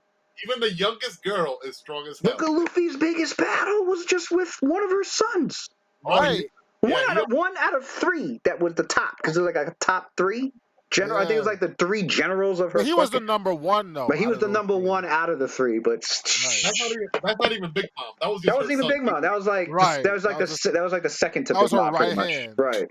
Yeah. Whew. That was crazy. That was a 20 episode battle. So I was like, yo, this, and he was getting it. But he went from that to now challenging Kaido directly. So. Yeah, right. Had to gain some levels, son. He got some levels. Got some new class abilities with his like. First encounter with Kaido. What's that shit called? The Rio.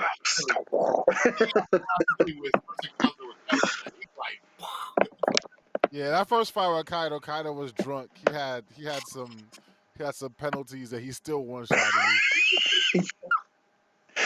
Yo, that shit was crazy. Because I was like, I'm sitting here like, they're making Luffy look real good, but something's about to happen. Because of course, it's not gonna be easy. This is fucking One Piece. This is Oda we're talking about. Something's gonna happen. That motherfucker Right. came right back. At Like, least he got one good hit in he on got a good hit in. fucking. He sobered that motherfucker Kaido up real quick when he got hit. Yo, Kaido. Kaido be taking some hits. That motherfucker's the Hulk of the whole goddamn anime series. I swear to God. For real. So Valenum, he walks forward. He stops about 50 feet from her, Okay. and he takes one knee, and his head is bowed. He still has his full helm on, and he says, "Greetings from the city of Cauldron, Lady Byakuya." And then he lifts his head towards her, while still he was on his knee for a moment. Then he stands up, getting off of his knees, paying the respect, because she is a ruler and he is a knight. He gets up, stands up, and then as he stands up, he lets the smoke from his smoking eye trail out of his faceless helm, and he says, "We've come to you today not to waste any of your infinite time that you have."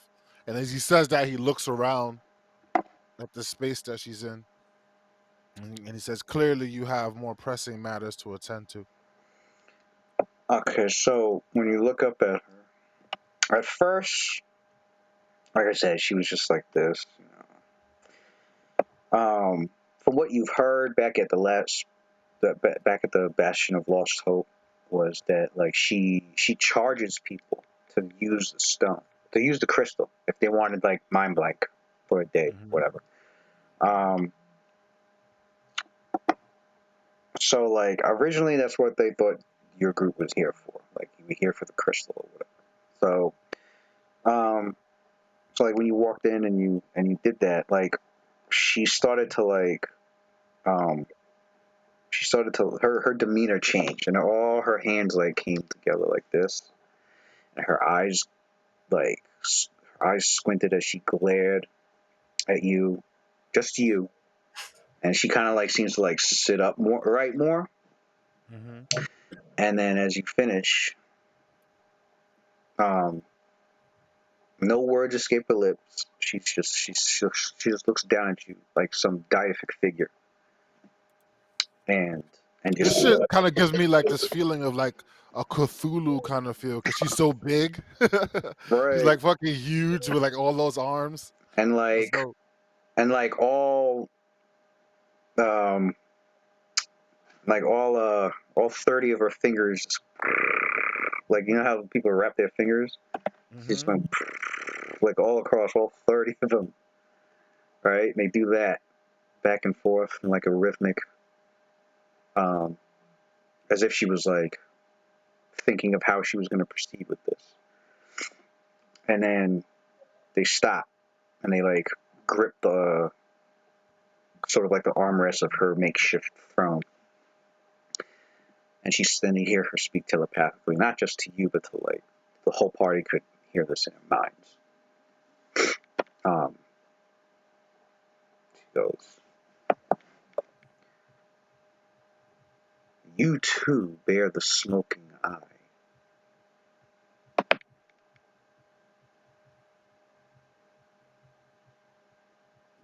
Unless it is unless, of course, it is just some strange, powerful illusion that defies my true sight. Immediately tell me quickly why you are here." Relating then, at first, he had his shield in front of him for when he bowed and he stood up. So he takes his left hand out from, or his right hand out from behind the shield of Kasuth, and on this gauntleted hand he has the ring of the 13, and he raises it up to her. He raises it up in the sky and he looks directly up at her defiantly, and he says to her, "Quite simply, my lady, we've come seeking out a Marcus." And he makes sure that she can see like the ring of 13. "I have been to the Cathedral of Feathers. We have been through the trials. And as you well know, your eyes are too sharp to be deceived. What you see before you is indeed the smoking eye, and I am its bearer. Godlike.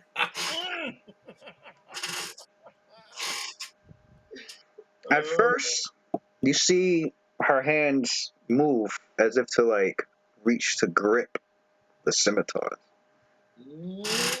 But halfway through, she stops. You better stop. I'll have to. That's all. That's all She one of the stopped. Hold on. Bro, Halfway bro, through, we'll go with hold that on. right now. You better. Halfway through, she stops because then you realize that she did that. She did that off of just demonic, militant instinct. But unlike the lower forms of demon, Like, you know what else has she is not. she's not in that rank. You got a little bit of She right. She maintained enough self control to think the rest of this out, and so she calmly puts almost as like you could sense the range of emotions. It went from an instant of feeling like you felt like her hostility and her intent to kill, like instantly. But within that instant, it was gone. And your characters get this. This is what gives you that sense of like the terror that demons can put on mortals. Right. Is just that. It could switch in a moment. Is just that unfiltered chaos, and you just never know. You just never know what's gonna come when. You just the only thing that's predictable is their selfishness and their desire to either corrupt or just destroy. Mm-hmm. Well, either to corrupt, destroy, or acquire more power. So what your characters are hoping on is out of those three. She's not thinking of the first two. Right. So she replies.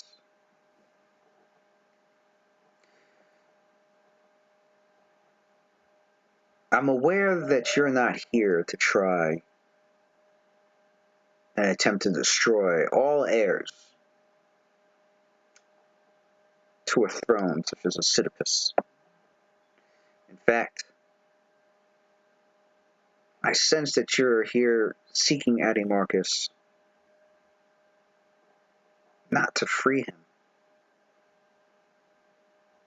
but to solidify his destruction. motherfucker. Plus 100% motive. So with that, Valenum, Oh yeah, of Valenum, course she has high sense motive. yeah, she's alive for mad long. So She can read Valenum easily. I mean, he can't really hide it. Is the problem? He doesn't have right, his bluffing up there. right. So with that, Valenum brings his hands down and he sweeps his cape out of the way, and she sees he becomes more comfortable because now they're both dealing in truths, which is something that he's good with. So he puts one hand behind his back, and his shield arm relaxes at his side, and he starts to kind of walk and talk, not too far, just kind of pacing within a 5-foot step. And he goes, "Well, you see, dear lady, I know you want this conversation to be quick, but between the two of us, we both know that you don't receive too many visitors. My lady, Bayakala, the world still continues around you even though you have been removed for it. I don't know I do not know for how long you have been removed, but I do know that once upon a time you served as the general within the ranks of Adimarcus. Yet here you sit removed from battle and removed from conquest, and remove, and he taps his smoking eye from a Sisyphus. However, your discernment and the power thereof is still quite strong. You are correct. I am not here to remove errors for the throne of a Sisyphus. And I am indeed here to find a way to the throne room of Adimarchus and to bring him to an end. But correct me if I'm wrong. If you truly wanted to be free and could have done so under your own power, you would have done so by now. And if you truly cared about Adimarchus, surely I would see some remnants of his camaraderie known as the cage rights somewhere on in your domicile, but I do not see them here.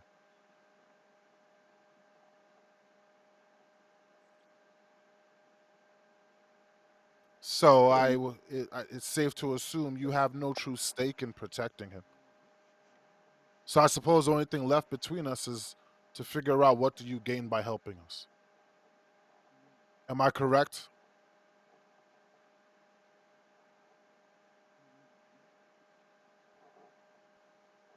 Indeed, mortal. You are correct.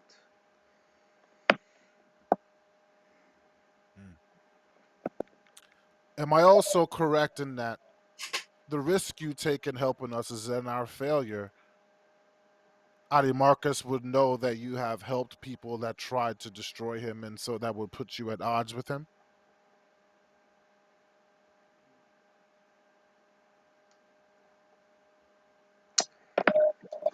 I personally have no care for Adimarchus.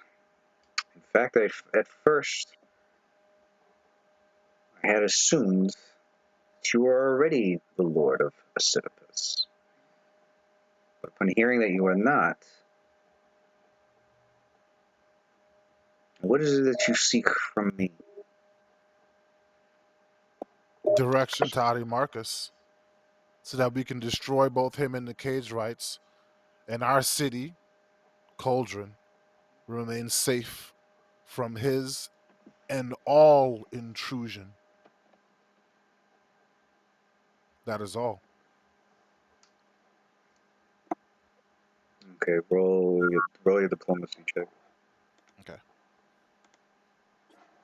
While he rolls his diplomacy check, I didn't want to interrupt. You guys remember in Matrix 3, the third movie, when Neo is talking to Deus Ex Machina?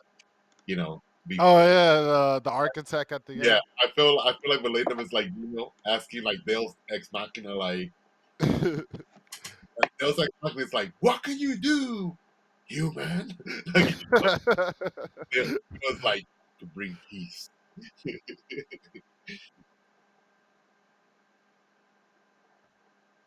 And is Cynthia allowed to use her class ability to aid in this? Can I use deafness?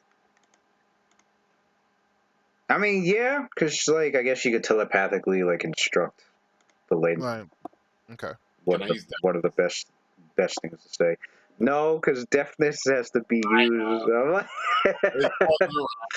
right. Those are used for like instant checks. Right. Yeah, right. I had to ask. It's been a couple of months.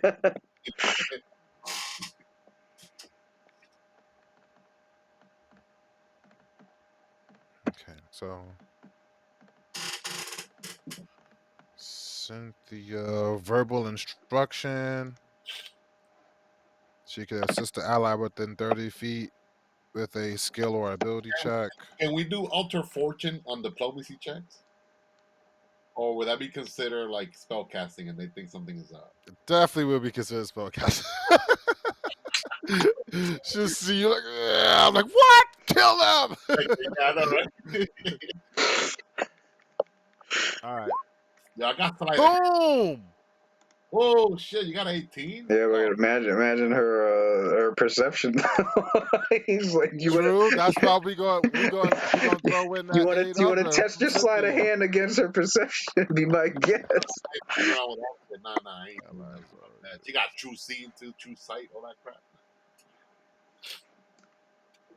all right, and then Cynthia will do the aid. So that should be. And these are outsiders, so they got tons of fucking skills. I think it was like outsiders and dragons have like the highest skill points when it comes to all the monsters. Man, if her skill points is so high, maybe I guess Velatin's route was the best, being truthful. Because she's doing like plus 100 sense motors on her, and you're like, man, this dude's telling the truth. All right. So I think every other And then monster Cynthia type has like 4 skill. Like Fey creatures have 4 skill points. I think aberrations only have 4 per level or per hit dice. Giants only have like 2. Humanoids have like 2. But I think with dragons and outsiders, they give the motherfuckers the high. You have the highest. They made them So mad skillful, man. I mean, they're just strong in general.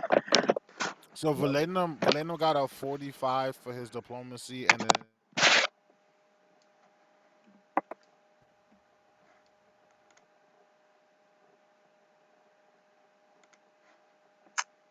Hello, my shit cut out again.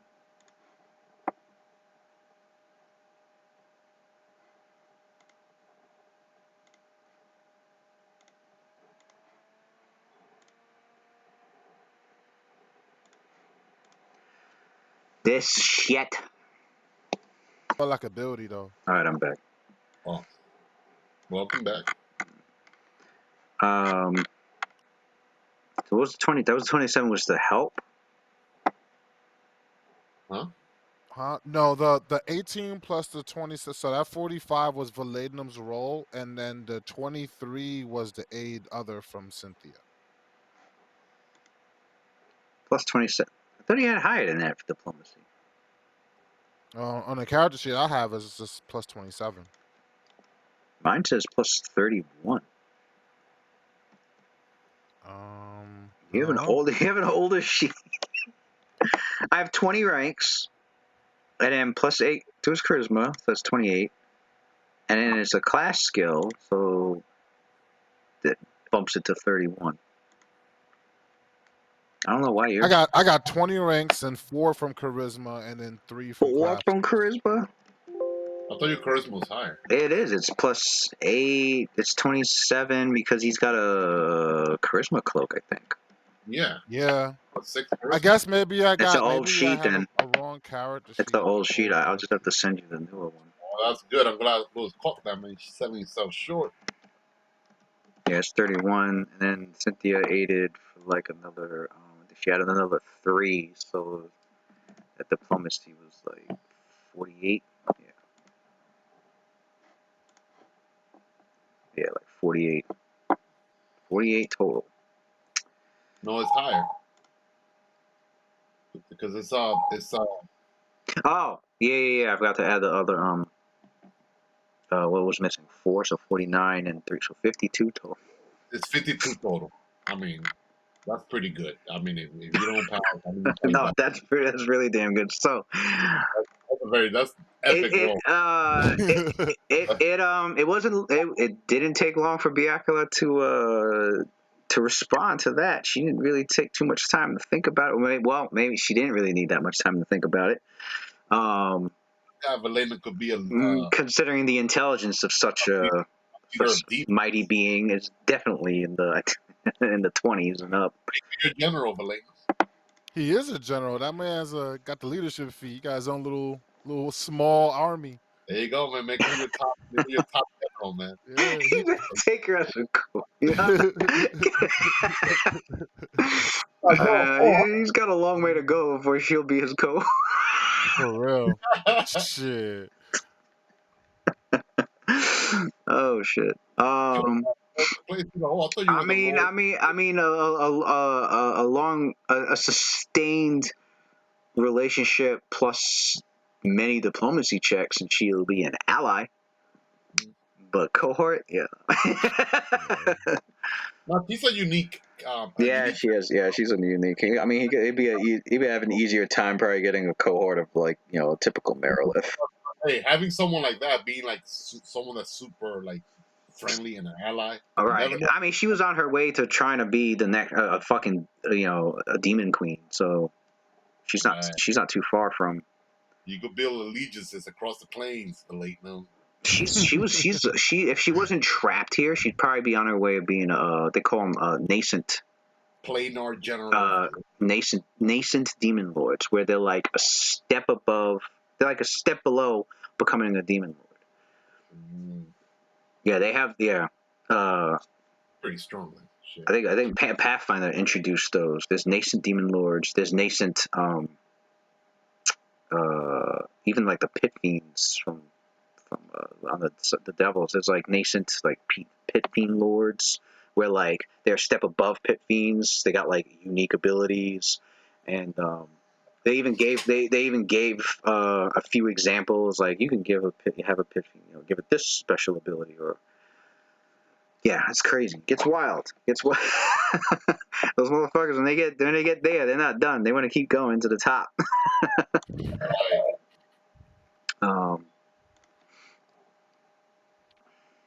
Actually, I think there's a demon queen who's like she's like I forgot her name. It starts with a shock. It started with a SH, but it was like I think she's like the demon queen of Merilith or some shit like that. Like she's like the top Merilith. Well, not like like the top Merilith in terms of like I've made it to as a demon queen. I have my own. I rule my own abyssal layer. But yeah. Oh, so her response. She you can sense that she's very satisfied with what she said, and that she believed every word of it. You can tell like she was doing her best like to gauge you and to like read every single minute detail about you, as well as magically try to sense whatever magic she might have on her, or if it was capable of beyond even that of a typical Merilith. Everything that she could about Valenum and his statements, and she the fuck, why the fuck?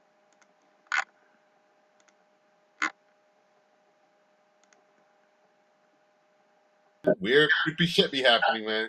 Anyway, Weird as I was matchup. saying,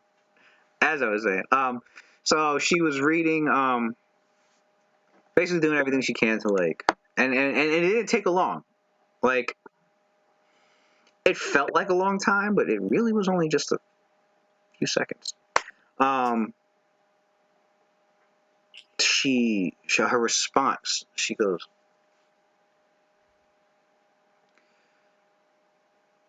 "What you'll have from me is his location. So to Skullrot Asylum you wish to go, I will give you the directions."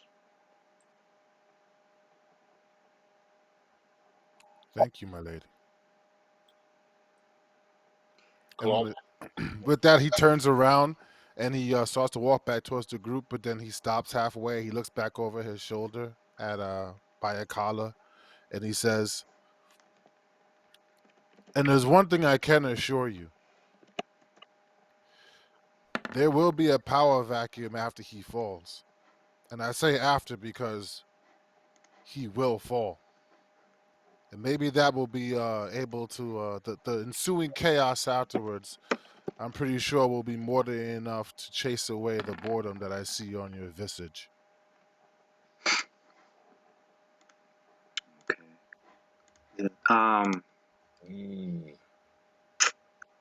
She like said she's like her you don't see any like any change in like her facial features.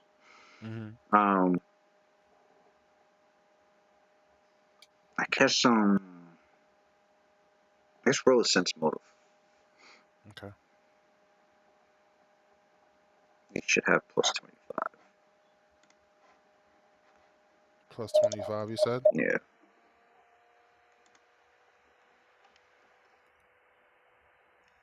Ranks, plus 3 class skill, plus 20, plus 2 from wisdom. I don't think you have any bonuses from anything else. Okay, yeah.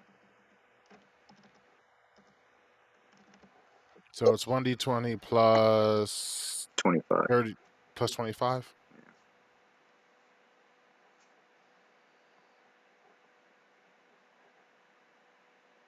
Ooh. So, you're unable to, I mean, other than you can't get a good read at all. In fact, there's possibility you could even be incorrect about any assumptions of what she's possibly thinking right now. So, yeah, she, but what you can, the best you can gauge is that, like, her quick and helpful response, at its core, at least, as for whatever machinations she has beyond that, Right. Don't don't know, not for sure, probably not, probably selfish. But her response from is genuine, and that she definitely bears some feeling of vengeance towards Addie Marcus, and she's it almost seemed as if you get a sense that she's even a little bit, just judging from her earlier bodily reactions, she was just a bit excited at the thought of a group seeking Addie Marcus to take him out. Most likely because it's possible that with him gone, she can be free of this place.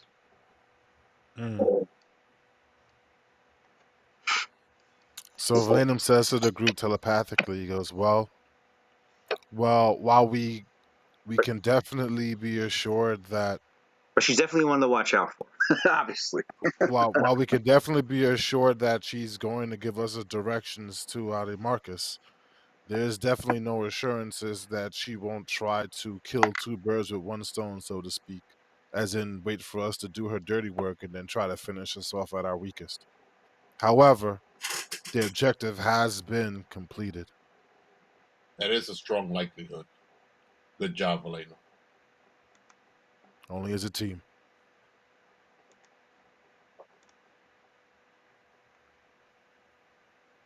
So after that, Valenum just takes his position, in front of the group with his shield ready. And I suppose maybe she's probably gonna send an emissary or something with, a scroll or something with the directions written down on it.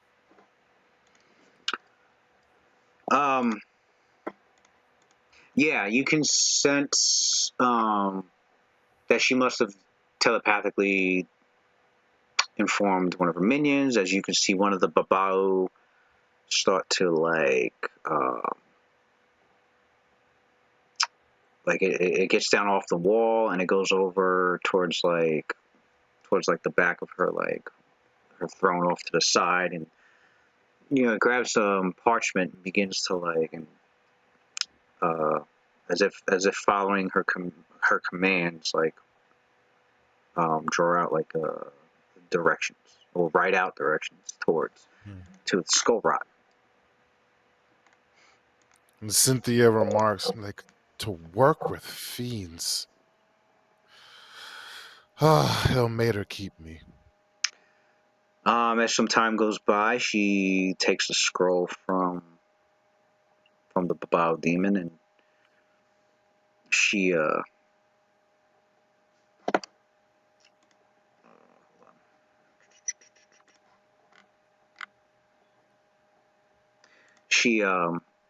telekinetically has it leave her hand and slowly go towards Valenum. And slowly, has it float down in front of him to put into his hand. So Valedum takes it and he remarks to Claudius telepathically. And she smiles. She just has this. It's not like a wide smile. It's just like this smile of like you cannot tell. It's whatever she's got behind that smile. It is. Bitch is up to something. Valedum cannot read it. She's got basically. He cannot. He cannot read it. I mean, he has a sense, but it could be wrong. Like this, Maryland, Maryland's have high bluff skill as it is, and her in particular. Yeah, who knows what bluff bonus you're going up against. Right. You just know that smile. She's happy about something. I roll the sense motive there. Is Baikala being deceitful? She got ulterior motives. 41. Okay, 41. You know, Claudius don't trust nobody.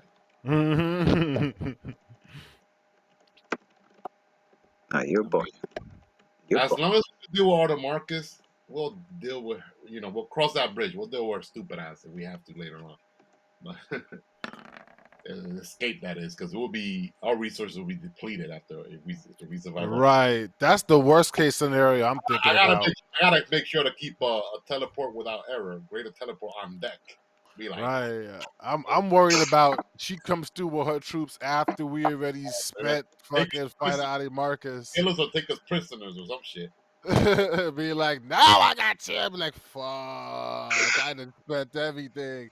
He knows our plans too, which is dangerous. Right, she knows what we're about to go do. You kind of had to be truthful. If she sent a little bit of you lying and shit, right, we would not. We'd probably be fighting right now. Would not be right. Be a good We would have been fighting right now and still no closer to fucking. Right, no closer to right. Now we're making powerful enemies that we don't want to be making. We already have enough powerful enemies as it is. Yeah, good work. That was pretty godlike RP, Val. That was pretty dope. Yo, man, I had to brush the rust off, man. I enjoyed it. That was pretty good. That was beautiful. Thanks, man.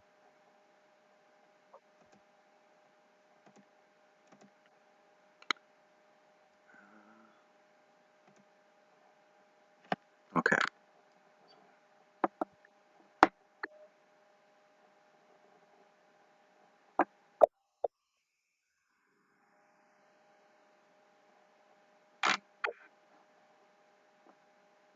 Okay.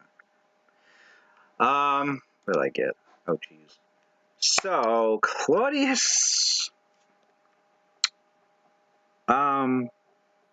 Claudius has a sense that she's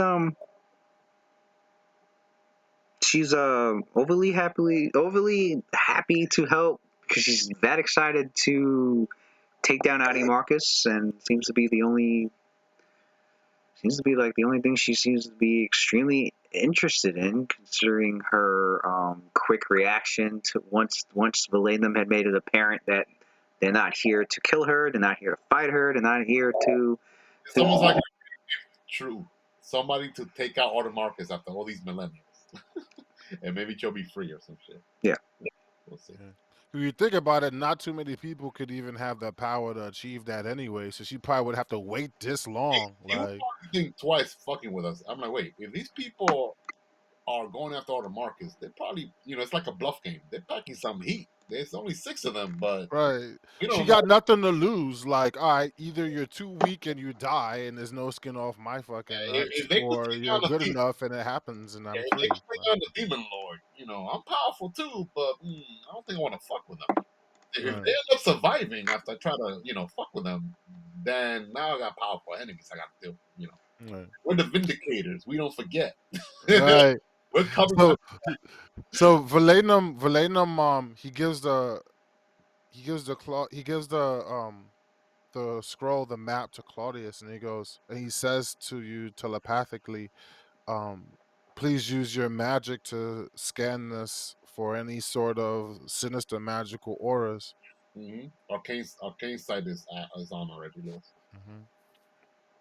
And then he says to Venom says to Bayakala, and he says, "Oh, by the way, I'm not sure how customs go here in the lower plains, Carceri to be specific. But I know that where I am from, it is rude for foreigners to enter a domicile of a lord or a lady without coming bearing some sort of gifts, especially when asking that lord or lady for their help. That being said, my gift to you is there is a particular member of the cage rights that has been dropped here in your fair Carceri, specifically in your domain, of great power and skill. But however, she has been stripped of any of her weapons and accoutrements that she could use to challenge any of your soldiers that you have here on hand. She's yours." Yeah, sold to slavery. She looks intrigued, and Gao, I believe her name is. she looks up to she nods, and she like looks up to I wonder if you heard of Gal before. she looks up to one I'm of pretty the sure she has. she looks up to one of the Hezra demons. No, she looks up to both of them, and she must have said something to them telepathically because they nod and teleport. Oh Went shit! to, went to go collect her prize. Gao, bring your ass to me. See, I knew something was sketch. Okay, listen, this happened way too easily. Okay, Uh, So Yo. the directions she gave on the scroll, not just directions, but also like a physical description, meaning if meaning your characters can take the mundane route or a magical route. So like a greater teleport or a wind walk or um, can get you there, or you can traverse a few hundred miles through stinking swamp to get there. Mm. And dealing with all sorts of denizens and environmental hazards, such as demons, demodons, half-fiend swamp krakens, thunder beast behemoths, you name it, it's probably You around name it.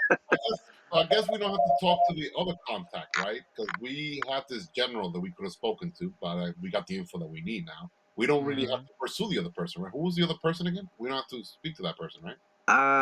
Yeah, no, it was I think it was the leader. Who was the? There was like two. Yeah, no, because yeah, I think it was like the leader. Somebody said like the not the leader, but like the person that watched over the Bastion of Lost Hope, which like they're a lot of them are anarchists, so they're not gonna. She wasn't like the leader, but she was like The de facto leader. like the de facto leader, pretty much. Yeah. Yeah, I don't think you. I think you originally were trying to find her to like. Um.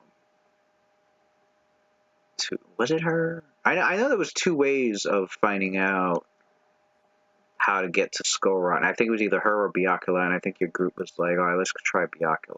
And that's when Oh, I think so we that's don't. when you found out. I didn't. Yeah, that was when you got directions to where Byakuya was at, and you came here instead. Oh, so we pursue the other one, but we got info to find Baikala. Yeah. Mhm. All right. Okay. So I guess we cross all our Q's and T's then, and now we have skull rots, schematics, location. All right. So Claudius goes like, what I suggest is we could teleport there nearby, and then we just set camp and recover for the night. Well, it's always night here or day, but we should recoup, rest, Or something. and gather our energies. Since just prayers, my arcane powers, and before we go full front, before we proceed forward. We already expended some magical resources up to this point. Cynthia goes, well, you'll hear no protests from me on that front. I still have wandering weather out that can cover our camping ground for 2 miles out in fog. Okay, so all right, Lou. So we're gonna. How far away from Skull Rock? Like 10 miles away is good, or 20 miles? Or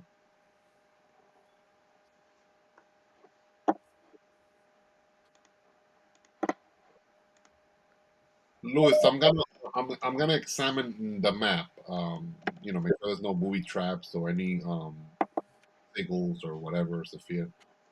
I mean, none of that crap will probably affect Claudius anyways, because he has a strong affinity against any signal magic or whatever.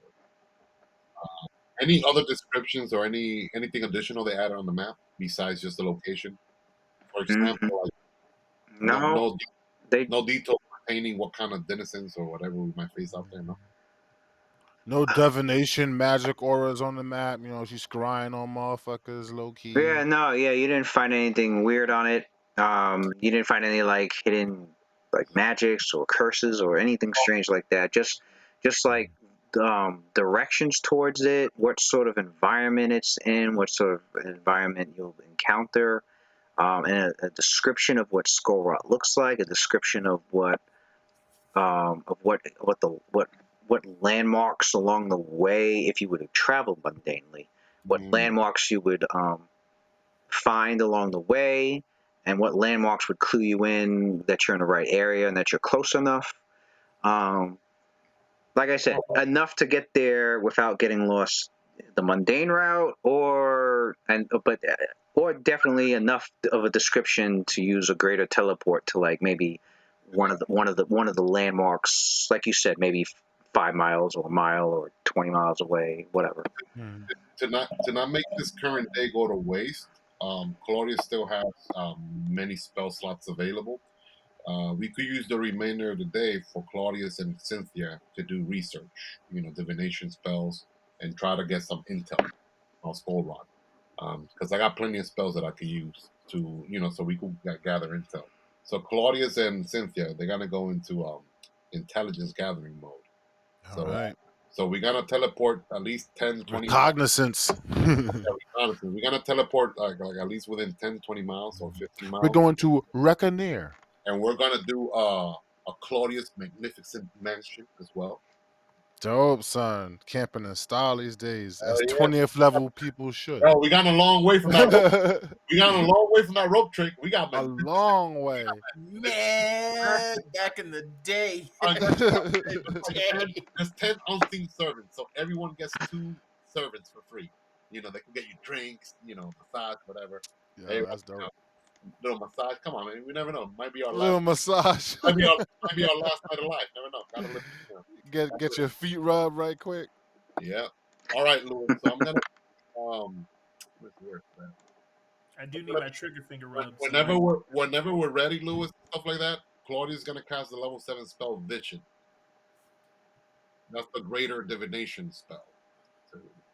And maybe Cynthia could do augury, or well, she probably don't have to prepare. Okay, so plan is Yeah, I don't got that so for prepared. our plan is to greater teleport about like you said, like 15 miles away from like Yeah, Skull 15 Rock. miles away. Okay. We'll be able to march. Is it safe, you think, to march the remaining 15 miles to Skull Rock the next day? Yeah, I think I'll be a better way. Yeah, because we don't want to just teleport in the middle of nowhere. We don't know what the fuck.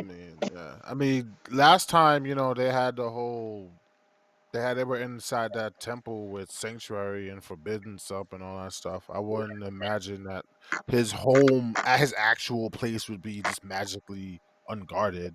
Right. So Yeah, there might be. maybe better to kind of encounter it as we get to it rather than just jumping in. Yeah, so at least around 10, 15 miles sounds good. I mean, any encounter from there to there, we can deal with it. We got the Messor in our team, so and fine, take them out. All right. You know, Cynthia and Claude is gonna try their best not to cast no spells from there to the Citadel. Hell yeah. Try to remain nice and under the radar. Yeah.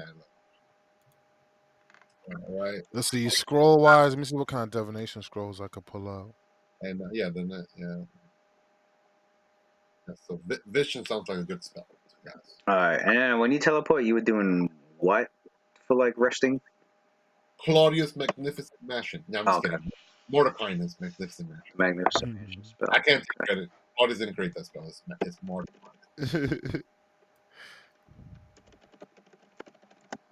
Archmage Mordecai. The casting time when you stand in action. Okay. All right, character. Then you teleport the party, and you end up in a really large bog area with like these big black mosquitoes flying all over the fucking place. Ew. And in this large bog area, What's a bog? Like a swamp? it's like a Yeah. it's like a swamp, but It's the like a water shallow yeah, swamp. it's like a shallow swamp. Yeah. Yuck. Yeah. Gonna get my robes dirty. What seems to be blocking your view from the surrounding terrain is a pack of thunder behemoths, one of which spots your group and is opening his mouth to spots your group and is about to open his mouth to let out a bellowing roar. And we can stop it there. So, which I know Claudius is probably going to be like, get into the summon the mansion so we can dive into it. Wrong spot. Let's because the good thing is that since we use teleport, that means we're all holding hands. So guess what?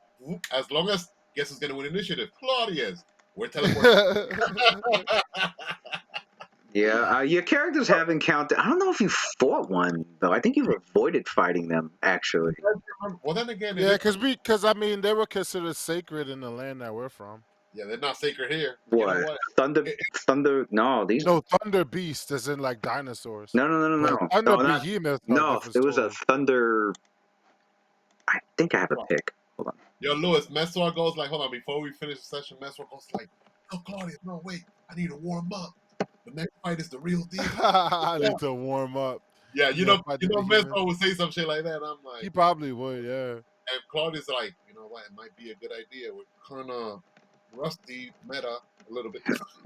We're at least out of character. We're kind of rusty, not in character. I mean, that's true. It may be a good idea, but then yeah, we're far away enough from the citadel that it shouldn't cause so much of a commotion. After this battle, we're settling it down. It's not like we're going to Skull Rock the same day. So it's a good time for us to show off like Luffy, go all out. Okay, yeah, they're called Gear 4. Yeah, you're right. They do call them thunder beasts, the dinosaurs in the realms. It's funny that this creature is named the same damn thing. Okay, yeah, so these thunder beasts, these beasts, your characters have seen. I think you've done your best to avoid them, especially at the time, because you did not want to fuck with these things. You've seen them in the Sisyphus, but it's a beast that looks like a massive terrestrial hippo, but with longer and more legs. Its body appears swollen, its tail is broad, flat, and fairly short. The mouth is tremendous with massive tusks. Its yellow-brown flesh is mottled with sickly green warty growths. They're like these huge. They're like I think they're gargantuan in size. What size are they? They're huge they're huge in size. And then that's the Thunder Beast, but I think your characters ended up seeing a Thunder Beast behemoth, which was a colossal-sized version of the damn thing. But they are basically bloated, elephantine creatures that roam in herds across the layers of the lower plains, particularly the Abyss and Carceri. What does a creature that big even sustain itself on? Lots of creatures. Lot of creature. It's an infinite plane. Some group of demons is gonna roll their way through, or we encounter a behemoth, just one behemoth, or other creatures too? No, they're in herds supposedly. Yeah, it's a herd of these motherfuckers right now. Behemoth? You guys are, when you teleported, there seemed to be about 20 of these fucking things, and like five of them are like the Thunder Beast versions, the colossal ones. The rest are like the huge size ones. That's crazy, Yeah. son. We look like, wow, man, I don't know. Yeah, we might end up getting killed. Yo, That's too much. ecologically, what do these motherfuckers eat? There's plant growth here, but Yo, that is crazy. I mean, they'll eat a wandering they'll eat a wandering some petitioners or anything that got imprisoned here. Do they have animal intelligence? Yeah, I'm their assuming intelligence is so. like they're magical beasts, Yeah. the extra planar, of I don't course, get it. but How they ended up in this like evil lower plane creature? I mean, they're considered they're evil. called thunder beasts for their rumbling bellows, intestinal sounds, and offensive breath. These creatures subsist. Oh, here we go. They subsist on vegetation and ooze from which unwholesome growths spring. Ew. So they basically eat the muck of the fucking bog. No wonder they have plenty of food then. In turn, they are fed upon by many of the other creatures that inhabit the area. So their flesh is rank, fibrous, and disgusting to all but demons in their ilk, and possibly even to them. For every 2 adult creatures. So on top of the 25, there's also immature specimens. So yeah, big ass herd. Damn.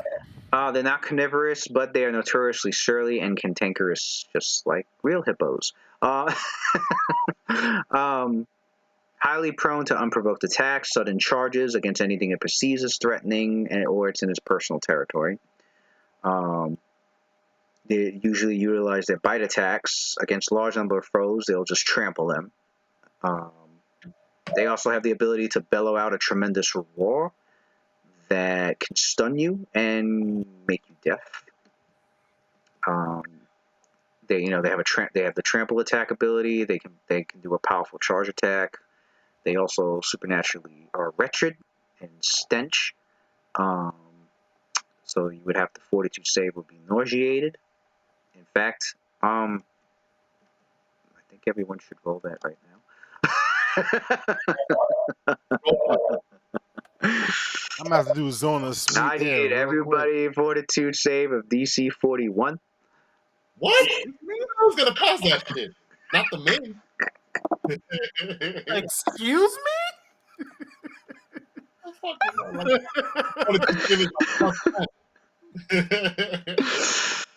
Even with 20, I'll fail. No.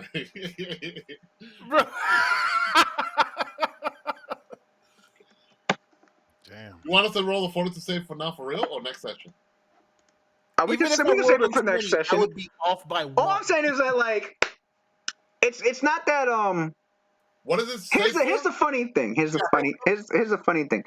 So like this from the map that you were given and the description, like Claudius was able to determine that okay, this looks to be about 15-20 miles away from Scar or whatever. I'll teleport to this area and we'll just Magnificent Mansion. So dangerous. The thing is that when your group teleported, it's like we're blindsided. Yeah, you pretty much blindsided. It's not like you teleported into an area. I mean, it's possible. It's possible you either teleported into an area where thunder beasts typically roam around, or they were moving through this area, and it was a coincidence, an unfortunate coincidence, but a coincidence nonetheless that you teleported. It was basically wrong time, wrong place kind of situation. So when you guys teleported and you look obviously you like quickly your group after they teleport quickly looks around their surroundings as Claudius was getting ready to like, all right, let me just bust out this Magnificent Mansion real quick. But as he's trying to do that, that overwhelming, disgusting, supernaturally wretched stench enters everyone's senses immediately the minute you arrive here. and you can also visually see why it stinks so fucking bad when you're like find yourselves in the middle of a herd of these fucks. I mean, they're just towering. Oh, clearly, they're towering all of you. especially and you happen to be not right nearby one of the fucking the colossal ones. The 42 save is for the bog or The what we got 42 here? save is for the stench. The stench. Yeah. Also, I guess the consequence is Not the bellow. Not when they release their bellow. Yeah, that's another 42 save. If that thing bellows and you fail the 42 save for that, you're stunned for 1 round. bellow is what these creatures can do, right? Yeah, they can they just let out this massive, this And what about horrible sound that just what's the shakes you to consequence? your core. Huh? What's the consequences for the stench? Nauseated or what? The consequences is nauseated, meaning only move actions. How do you cure that? I forgot. I mean, Claudius do it to people all the time. And these behemoths themselves are immune to disease, poison, sickness, and nausea caused by odors, as well as sonic attacks. Wait. It makes sense because all that shit comes from them.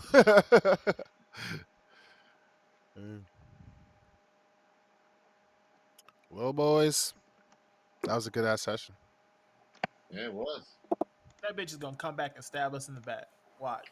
I'm gonna take some cold iron bullets and put them straight. She's gonna wait I'm until not playing with her. No, she's gonna wait until we kill Arthur Marcus first. I know I Make have sure a picture. Do I have a picture? At least Cauldron is safe. That's what Layton would say. I don't mind giving my life away. At least Cauldron is safe. We killed I Right. do have a picture. Yeah, because I remember showing you guys this thing a long time ago. We ain't dying. Not today. Neither you, Knight. We ain't letting you die yet. Not today. These things. That shit looks like it's undead. Look at his eyes. Damn, son. You could see that boy's breath. Mm-hmm. Yo, look at that. Why does it have like strong biceps? Bro, what the fuck? Look at those. This is a fiendish fucking creature. They better have strong biceps. This shit they gotta deal with. The mountains they gotta travel through. The fucking. We gotta take one of those down because if we do, then just send me back to Cauldron, okay? One of those. There's a herd of these. Oh, send us back to Cauldron. Like I said, there's about 20 of these that are like the size of a manor house, and like 5 of them are like colossal size. They're like fucking. Jeez, I can't even describe it. Actually, Man's walking trip, but we're good. A rare few thunder beasts reach absolutely prodigious size. These behemoths are usually solitary creatures, but sometimes travel with a herd. They can be over 100 feet tall. Yep. Okay. Yeah, there you go. It's like if you're considered immune to poison, 100 feet. So nah, you can still be nauseated. No, actually, no. If you're immune to poison, you could still be nauseated. Yeah. If you're immune to poison, yeah. Mm-hmm. Because it's not nausea is just it's like a reaction to like usually like a reaction to like an attack that's assaulted your body, or something that like affects your senses, as opposed to like poison, which like attacks which is like as opposed to poison, which is a material substance that attacks your body in some way, it'll try to shut down your muscles. It's a separate status effect. It's a separate status effect. Right. For the poison, the mechanic for it itself is like it has to be administered by whatever way, either touch or by swallowing, and then you roll the DC for it, and then it's a totally different injury. mechanic. And if you fail, it could be attacking your constitution. Right. So there's various effects for that, but it's completely different in the way. Whereas nausea is nausea commonly is because of like stench. Although I've seen other methods of delivering nausea to a character, such as I think monks have an ability where they can do with a quivering they palm. can do like a pressure point kind of shit, like a key attack, and I think it's part of one. I think one of their stunning fist abilities, like you can choose nausea instead of stunning them. Mhm. And then, Oh, yeah. Well, yeah, there's even poisons that could nauseate there's poisons instead that of. can, there's So that poisons that that can that that right nauseate. there will tell you that they're not the same thing. That's true. Makes sense. 100%. But All right, yeah, guys. all Well, right. This was a great session. Good way to get it started. It was mostly We back, boys, yo, we back. We So back in this back. bitch. next. Let's go. We on for next Thursday. Next Thursday. Yep. I'll be here. We'll be here. Looking forward to this, guys. It was Go. great yeah, seeing you man. all. Great seeing you That's all. good shit. The Vindicators. We're Boys back. are back in Back, town. baby. We're back. Evo Peace beware, out, guys. All right. guys. Good night. Good night. Peace.